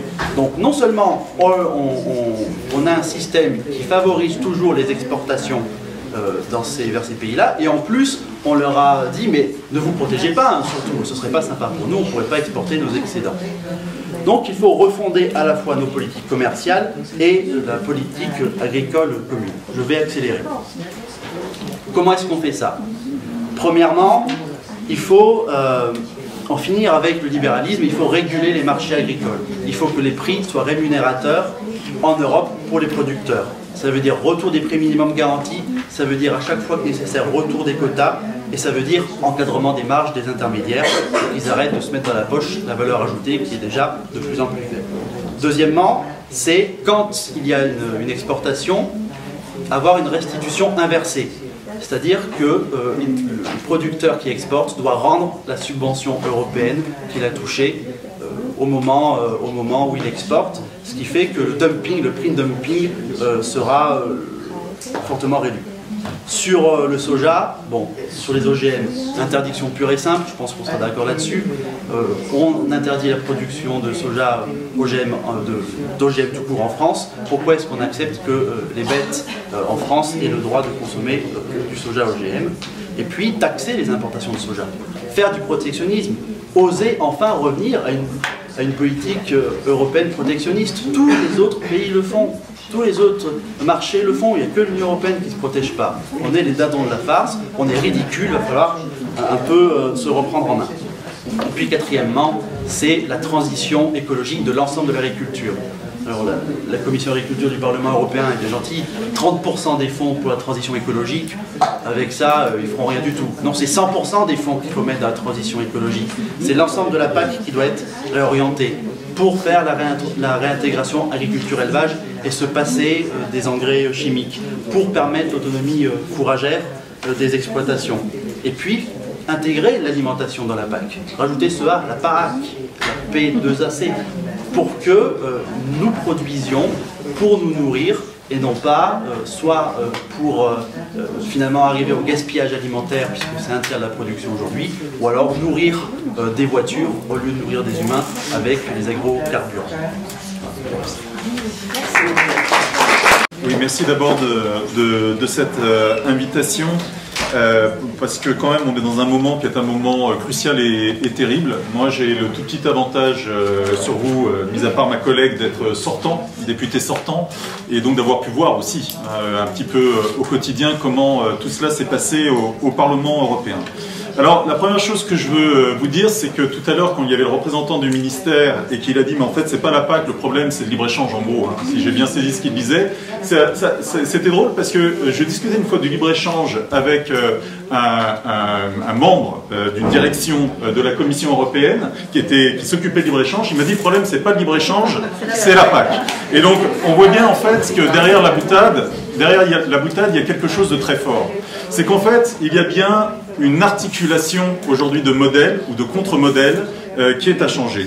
Le libre-échange, la politique fiscale, la PAC et, évidemment, les politiques de transformation et de distribution.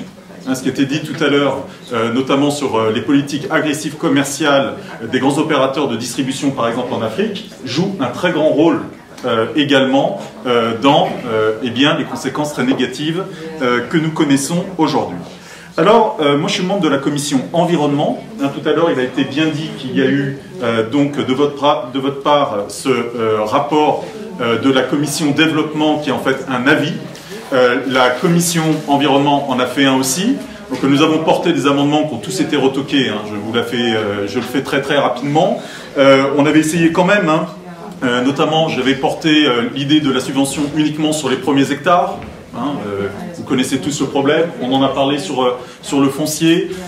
Il y a un membre de notre liste qui est chevrier, jeune agriculteur qui veut s'installer. En fait, il ne trouve pas. Pourquoi? Parce qu'à chaque fois, il se fait doubler, notamment auprès des prêts des banques, par des gros qui ont déjà du foncier et de la subvention. Donc évidemment, il n'est pas compétitif sur ce sujet-là. J'avais porté aussi des amendements sur 40% fléchés sur la question de l'agroécologie. Hein, je veux dire qu'il va plus loin, donc de manière systémique, que simplement ce qu'on pourrait appeler les productions bio. Bon, tout ça a été évidemment retoqué, mais j'avais beaucoup insisté sur la question d'une directive sol. Puisque vous le savez, il existe une directive air, il existe une directive eau, toute insuffisante, mais qui existe, et il n'y a pas de directive aujourd'hui sol. Or, comme ça a été dit tout à l'heure, Benoît, merci, la question aujourd'hui de la protection des sols, et notamment relativement à la question du réchauffement climatique et du fait de la captation de méthane potentielle, est très importante aujourd'hui. Or, là aussi, refus non seulement de cette directive, de cet amendement qu'il a proposé, mais refus aussi de l'alignement des directives air et eau avec la PAC.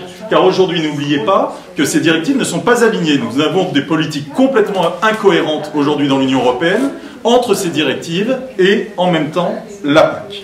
Alors, une fois qu'on a dit ça, comment on s'en sort? Parce que c'est quand même ça le gros sujet aujourd'hui qui nous est posé. La première chose, je le dis très nettement, il va falloir exercer un rapport de force qui est un rapport de force extrêmement important aujourd'hui et qui n'est pas construit. Et qui n'est pas construit notamment parce qu'il est difficile d'internationaliser les combats au niveau européen sur ce sujet, et y compris, je vous le dis, parce que quand nous-mêmes, Français, nous disons il ne faut pas baisser, je suis le premier à le dire, les subventions par la PAC, mais les réorienter, etc., il y a souvent un regard amusé de la part de nos partenaires européens qui considèrent que derrière des grands discours de réorientation, nous ne faisons que garantir finalement une certaine forme de protectionnisme français sur le sujet. Et c'est pour ça qu'il y a une tentation aujourd'hui de pression de baisser les subventions aujourd'hui à la PAC, parce qu'il est considéré que finalement, ça ne sert qu'un modèle, hein, ou quelques autres, mais globalement qu'un modèle, qui est le nôtre. Et donc c'est difficile d'internationaliser le combat, mais il faut le faire. Il faut le faire à tout prix, il faut s'organiser aujourd'hui au niveau européen. Nous, on essaie de le faire politiquement, chacun essaie de faire. On a créé une alliance pour ces élections européennes à travers le printemps européen avec Yanis Varoufakis, mais chacun doit le faire. Ça existe chez les Verts, hein. Vous avez un parti européen. Il est très important que les organisations aujourd'hui paysannes, que les ONG puissent trouver aujourd'hui ces chemins de fédération. Ça me semble absolument essentiel. Autrement, nous ne pouvons pas remporter face à l'agro-business le combat. Hein, et je vais y revenir. Alors pour faire quoi? Réorienter la PAC, bien sûr, je vais y venir. Mais on voit bien qu'il y a un problème de toute façon, de manière globale, d'investissement sur la transition écologique et notamment la lutte contre les inégalités. Hein, c'est pour ça que nous, on propose ce qu'on appelle Green New Deal, l'investissement vert. Alors nous, on l'a chiffré à 500 milliards. Beaucoup nous disent annuels que c'est beaucoup. En fait, non, on considère que non, parce que ça correspond aux travaux des économistes aujourd'hui, qui disent, on est à 1% à peu près, le budget européen c'est 1% du PIB européen, pour faire très très vite. Il faut 4% pour qu'il y ait un vrai effet, aujourd'hui dit, entre guillemets, contracyclique, c'est-à-dire qu'il y a un vrai effet économique, social, de transition écologique. Ben, en fait, on aboutit justement à 500 milliards. Hein. Je fais référence notamment aux travaux de Piketty là-dessus. C'est à peu près, mais pas que lui, aussi des économistes comme Krugman, c'est à peu près aujourd'hui ce qu'il nous faut comme valeur d'investissement. Alors, par quoi? Il y a plein de choses, hein, l'émission monétaire, des obligations, notamment des obligations vertes, il y a plein de schémas de montage financier qui aujourd'hui peuvent jouer, mais il nous semble que c'est très important, parce que si jamais nous laissons la PAC seule, sans une logique globale d'investissement aujourd'hui sur l'ensemble des territoires, et donc le lien entre les activités agricoles et les autres activités économiques, encore une fois, on va faire des bêtises parce qu'on va construire des politiques qui vont être des politiques uniquement en silo. T'en parlais tout à l'heure sur la question des territoires, et je suis absolument d'accord de ce point de vue. Pour parler maintenant de ce qui pourrait être une PAC complètement refondée au sein de ce Green New Deal, de cet investissement vert, de ce plan d'investissement vert. Alors, tout d'abord, il faut quand même en parler. Il y a ce déséquilibre entre le premier pilier et le deuxième pilier qui est quand même une vraie question et qui ne trouve aucune résolution aujourd'hui avec les propositions de la Commission Agriculture. Rien, zéro là-dessus. Or, on voit bien que derrière cet aspect un peu technique de pilier 1 et de pilier 2 se cache en réalité la réorientation de la PAC. Et donc il faut que nous insistions aujourd'hui à la fois en volume, c'est-à-dire de qu'est-ce qu'on met en termes de pourcentage et d'argent, entre le pilier 1 et le pilier 2, mais aussi de la définition du pilier 1 et du pilier 2. Il faut aujourd'hui que nous puissions faire avancer. Vous avez travaillé là-dessus, on est plein à avoir travaillé, c'est une bonne chose, mais des propositions qui soient des propositions de refonte aujourd'hui de la PAC telle qu'elle est. Sur la question du libre-échange, moi je le dis, il n'est pas possible, on peut se raconter toutes les histoires qu'on veut. Toutes les histoires qu'on veut, on peut faire tous les Green New Deal que je viens de vous décrire qu'on veut, on peut faire toutes les réorientations de la PAC qu'on veut. Si nous restons aujourd'hui dans un régime de libre-échange tel qu'il est, c'est du pipeau, parce que vous aurez toujours le chantage à l'emploi de la part des grandes firmes qui fait que les gouvernements et les autorités européennes cèdent. Donc, la première chose à faire, c'est en finir avec la fuite en avant aujourd'hui dans le libre-échange, complètement délirante de la part de la Commission européenne. En gros, dès qu'ils ont vu le Brexit arriver, ils ont accéléré les processus de libre-échange pour aller choper les marchés dont ils avaient peur que les Anglais mettent la main dessus. Je pense notamment Nouvelle-Zélande, je pense à l'Australie, mais ça a été aussi le cas sur l'Asie. Il y a eu donc le traité avec le Japon, et il y a le traité avec le Vietnam, etc., etc. Tous ces traités de libre-échange ne comportent aucune clause sociale, aucune clause écologique, et aucune clause démocratique, puisque ce sont des tribunaux d'arbitrage privés qui pourront être saisis si jamais il y a problème. C'est pour ça que j'entends bien et je comprends bien pourquoi la Commission Agriculture a refusé l'idée qu'il y ait un recours, j'allais dire, pour les États qui se sentiraient embêtés par des investissements privés. C'est contre la logique même des accords de libre-échange aujourd'hui. Donc, oui, autour de l'Europe, non pas forcément du protectionnisme, mais un commerce international équilibré et régulé, avec des clauses sociales et des clauses écologiques à l'entrée, ce qui nous permettrait d'arrêter en effet, par exemple, l'importation des sojas transgéniques, et d'autre part, donc de nous obliger à nous poser la question de la production, notamment de végétaux avec protéines. Voilà. S'il n'y a pas cette logique aujourd'hui de régulation du libre-échange, vous ne pouvez pas transformer aujourd'hui le modèle agricole. Et j'en arrive à mon dernier point, c'est évidemment la question du Sud.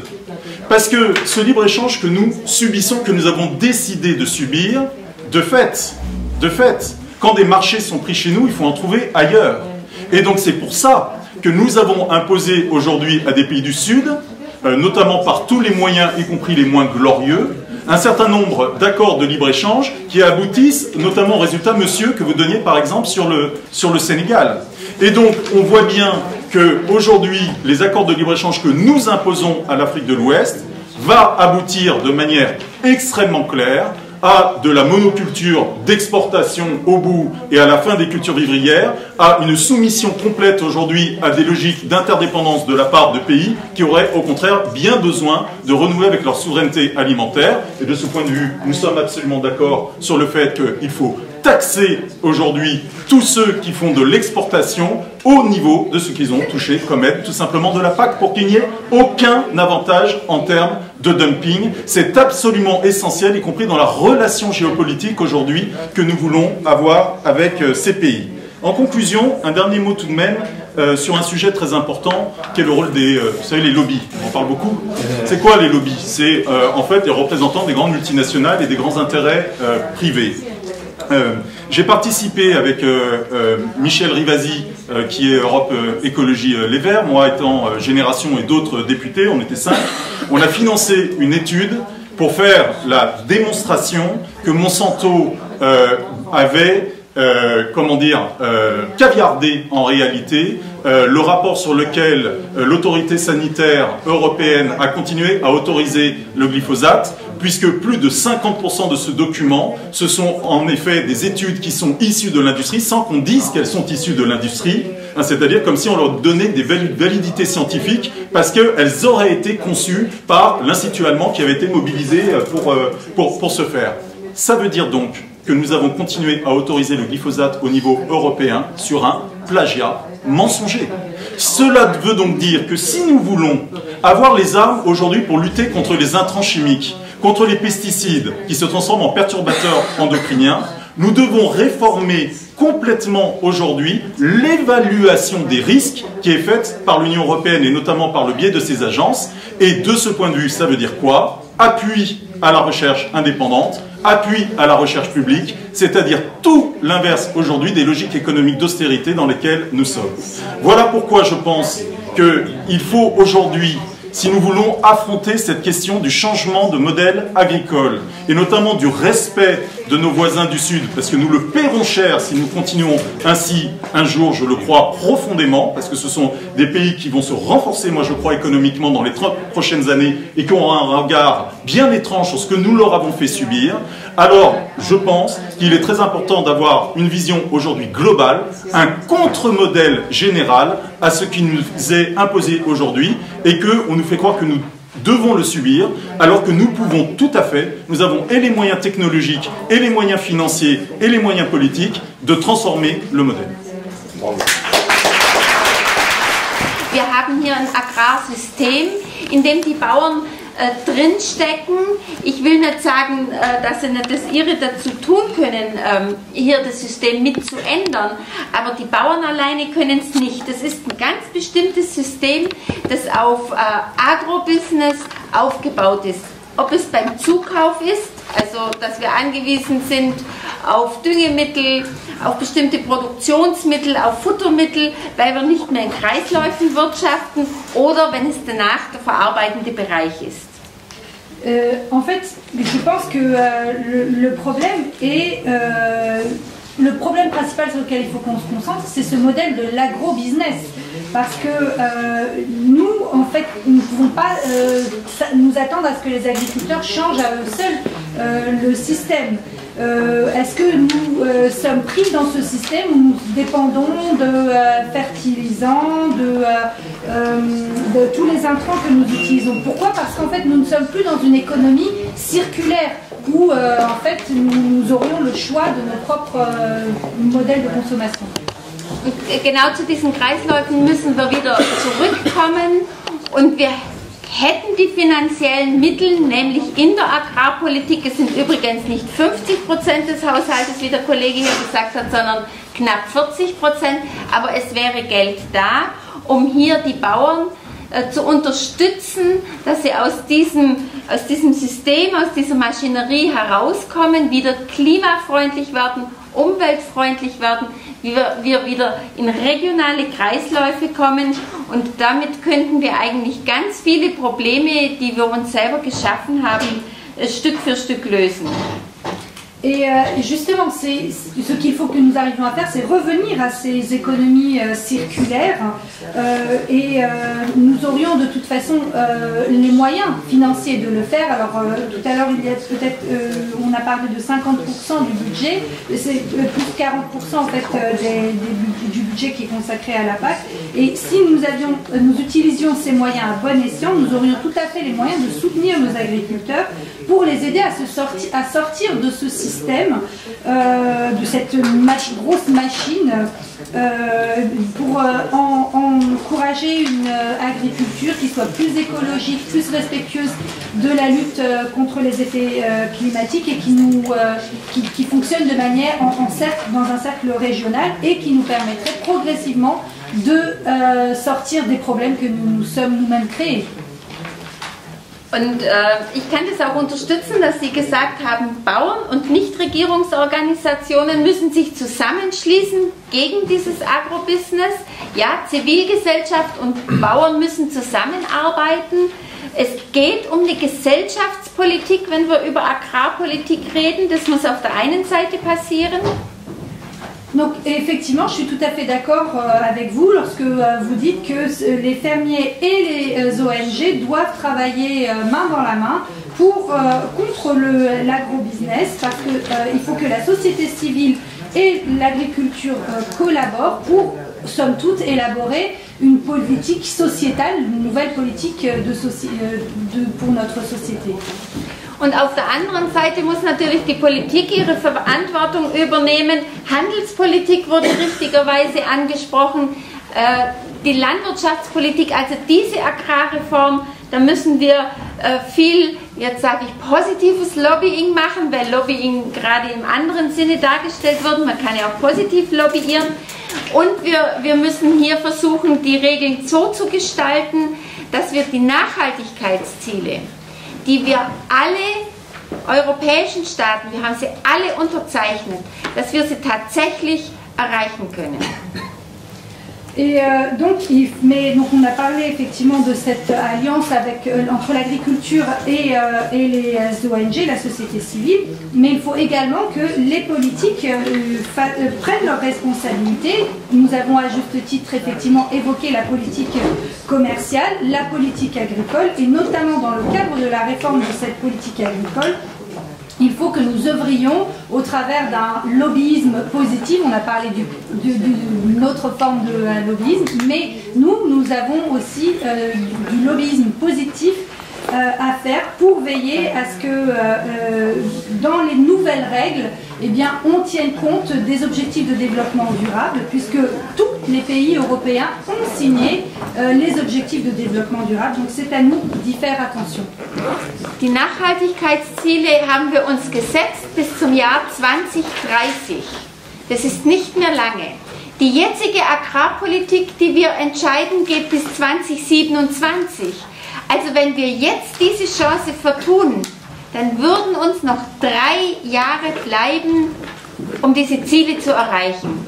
Das wird überhaupt nicht funktionieren. Also wir sind jetzt in der Pflicht und dafür sollten wir alle über Parteigrenzen hinweg, aber auch zusammen mit der Zivilgesellschaft kämpfen. Vielen Dank. Alors, les objectifs de développement durable fixent des objectifs à atteindre d'ici 2030, donc ce n'est pas si loin. Là, nous sommes en train d'élaborer la réforme pour la prochaine PAC qui ira jusqu'en 2027. Cela signifie que si les objectifs qui sont inscrits dans la prochaine politique agricole commune ne nous permettent pas d'atteindre les objectifs de développement durable, il ne nous restera que 3 ans pour pouvoir atteindre les objectifs de développement durable. Et ça ne sera absolument pas possible. Donc c'est la raison pour laquelle nous devons vraiment, au-delà de tous les clivages politiques, mais avec la société civile, vraiment œuvrer pour que soient inscrits dans la politique agricole commune ces éléments importants. Merci beaucoup. Moi je suis arrivé dans l'après-midi, donc je n'ai pas fait la matinée. je ne suis pas spécialiste des questions agricoles, je suis président de Coordination Sud qui travaille sur tout un tas de problématiques, dont les questions agricoles, et qui est la plateforme des ONG françaises qui interviennent dans les domaines du développement et de l'urgence. Et je veux dire à quel point les débats, je veux d'abord dire un grand merci à la C2A, la Commission Agriculture, Alimentation, Coordination Sud, pour l'organisation de ce débat, pour nos invités aussi qui ont participé de cette discussion. Parce que pour moi, elle m'a éclairé sur 4 domaines que je vais peut-être décliner là. 4 centralités d'une certaine manière du sujet.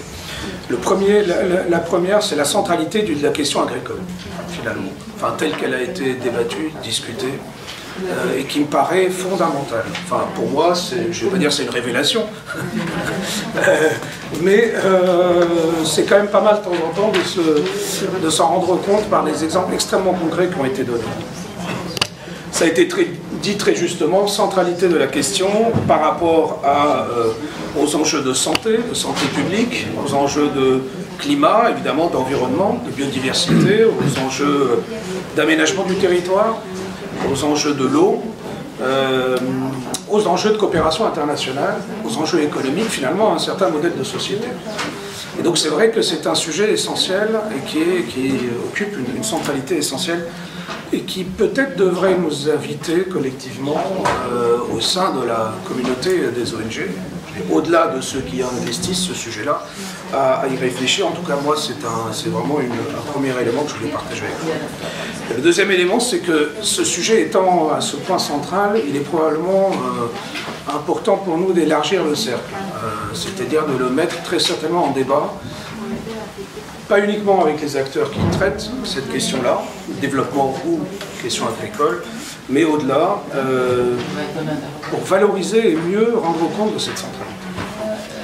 Deuxième élément qui relève de notre plaidoyer, également à Coordination Sud, plus général pour le coup, c'est la conception de la politique de coopération, de solidarité internationale et de développement comme une politique centrale, là aussi. Et je veux dire à quel point nous devons aussi considérer que la question du développement et de la politique de développement est une question centrale et qui doit être connectée à toutes les politiques publiques. Alors bien sûr la question de la cohérence, mais je vais y revenir. Donc nous, aujourd'hui, notre point de vue, c'est de travailler autour de 5 leviers par rapport à ça. Le levier traditionnel que nous défendons, évidemment, à Coordination Sud, c'est celui de l'aide publique au développement, classiquement, qui est le premier levier de cette politique dite de développement. Donc évidemment que c'est un levier essentiel, parce que c'est une forme aussi de redistribution des richesses au niveau international, c'est une forme de contribution solidaire, historiquement, des pays dits développés vis-à-vis des pays dits en développement, et donc un instrument de correction des inégalités, peut-être mondiales. Donc c'est évidemment un élément essentiel et c'est un levier sur lequel on appuie beaucoup, on est très audible évidemment sur ce levier-là, qui est celui de l'APD. Mais je veux évoquer les autres leviers sur lesquels on est peut-être un peu moins audible et qui sont très clairement liés à tout ce qui a été dit ici, et sur lesquels on a probablement collectivement intérêt à travailler davantage, et qui sont liés en plus avec le débat actuel. C'est-à-dire que une des faiblesses parfois de nos plaidoyers quand on parle de solidarité internationale, c'est de considérer que nous parlons d'une politique et d'objets et de sujets qui ne concernent pas nos populations et nos propres territoires. Or, tout le débat qu'on vient d'avoir là, on a tout autant parlé de la politique domestique, française et européenne, que finalement de la politique de développement. Et on a beaucoup évoqué finalement l'interdépendance, et on a beaucoup illustré l'interdépendance des politiques publiques et des enjeux. Et je pense que les opinions publiques ne sont pas assez conscientes de ça. Et que il ne suffit pas de dire, bien sûr, nous sommes tous concernés par le climat, bien sûr que les enjeux de l'eau, de la pauvreté concernent le monde entier. Ça ne suffit pas à incarner réellement, je pense, le sujet auprès des opinions publiques. Aujourd'hui, vous avez très certainement vu les résultats de la consultation du grand débat quelle que soit l'opinion qu'on peut en avoir, la question internationale est totalement absente. Totalement absente. Or, les problématiques qui sont portées par les citoyens dans le territoire, on voit bien qu'elles sont pleinement liées, elles sont solutionnables aussi, et nécessairement quand on réfléchit à la question dans sa dimension centrale. Donc, centralité de la politique de développement, c'est lié à l'universalité des enjeux, et on a évidemment deux leviers essentiels, que sont les accords 2015 sur le climat et l'agenda des ODD, qui malheureusement n'est pas saisi sérieusement aujourd'hui, dire comme ça, ni à la hauteur de la complexité qu'il pose et qu'il assume, avec ses contradictions aussi internes. Cet agenda pose le défi pour nous tous, à la fois de l'universalité des problématiques, mais aussi de la cohérence et de l'interconnexion des ODD entre eux, et donc de la mise en cohérence de nos politiques. Et il pose le défi de la planification. C'est un terme qui n'a pas été utilisé là. Nous avions en France un commissariat au plan. On n'en parle plus beaucoup. Pourtant, je pense que, y compris pour des acteurs étrangers, enfin pour des observateurs étrangers à l'OCDE, il y a beaucoup de réflexions sur cette question de la planification des politiques publiques. Je pense que c'est un sujet, parce que, et pour moi c'est le point de faiblesse de la cohérence des politiques pour le développement. Nous plaidons effectivement, et Pascal l'a dit tout à l'heure, dans la loi actuelle qui est en discussion, il y avait un article sur le sujet. Il y en avait un déjà dans la loi de 2014. Il y a effectivement le traité de Lisbonne avec l'article 208. Mais il ne suffit pas. Alors d'abord, l'article n'est absolument pas contraignant, pour l'instant dans la loi française. Il dit une cohérence doit être recherchée, alors c'est totalement indéterminé, c'est une cohérence, doit être recherchée entre les politiques sans aucune dimension contraignante. Donc on plaide effectivement pour des mécanismes de suivi et d'évaluation soient établis, un peu dans l'esprit de ce que vous avez proposé au niveau européen. Mais je pense que ça ne suffira pas. C'est-à-dire, ce levier-là, il est important pour donner à voir des incohérences. Mais là, dans la vraie vie, on le sait, y compris dans nos organisations, si on veut être aussi honnête, les administrations, les politiques, les secteurs avancent aussi, parfois dans des incohérences, qui parfois peuvent être nécessaires, parce que chacune doit répondre à des enjeux. Et l'interconnexion des enjeux est un sacré défi. Donc, je pense qu'il faut peut-être monter la discussion à un niveau plus élevé, qui pour moi celui d'une planification, d'une réflexion plus interministérielle des politiques, et donc de se redonner un peu de vision sur un modèle de société, sur une interconnexion, et c'est là où, je dis, l'agenda de ZDD n'est pas pris au sérieux, puisqu'il offre une possibilité. C'est le seul accord universel qui existe sur, où en gros tous les États de la planète se sont dit, on va essayer ensemble de converger vers le modèle le plus soutenable possible de développement. Bon, avec toutes les incohérences internes, encore une fois, c'est un levier. Et donc il fixe une perspective et une vision, en plus sur un moyen terme. Sauf qu'il n'est pas pris au sérieux. Aucun parti en France, y compris là dans les interventions, personne n'utilise cet agenda. Non pas comme on l'utilise malheureusement aujourd'hui, de manière un peu techno, par des indicateurs, ODD par ODD, donc de certaine façon, alors, comme on avait fait avec les OMD, donc aucun intérêt d'une certaine manière, mais d'essayer d'extraire de cet agenda mondial ce qu'il porte en termes de vision politique, encore une fois, d'une certaine convergence, et nécessaire convergence et mise en cohérence. Et le lien avec l'accord de Paris est essentiel de ce point de vue-là. Il n'y aura pas, et ça a été dit par les uns et les autres, y compris par les intervenants des partis qui sont intervenus tout à l'heure. Bien sûr, la question du climat et la question du développement durable sont liées, et on ne peut pas travailler sur l'un sans l'autre. Et je pense justement que la force réside dans la connexion des deux, et c'est quelque chose qu'on essaye aussi de pousser à la coordination sur. Deux derniers points en termes de levier concernant la politique de développement, et tout ce qu'on vient de se dire là, je pense que la centralité de ces sujets-là nous amène à penser beaucoup plus qu'on ne le fait probablement, des alliances. Donc avec d'autres acteurs.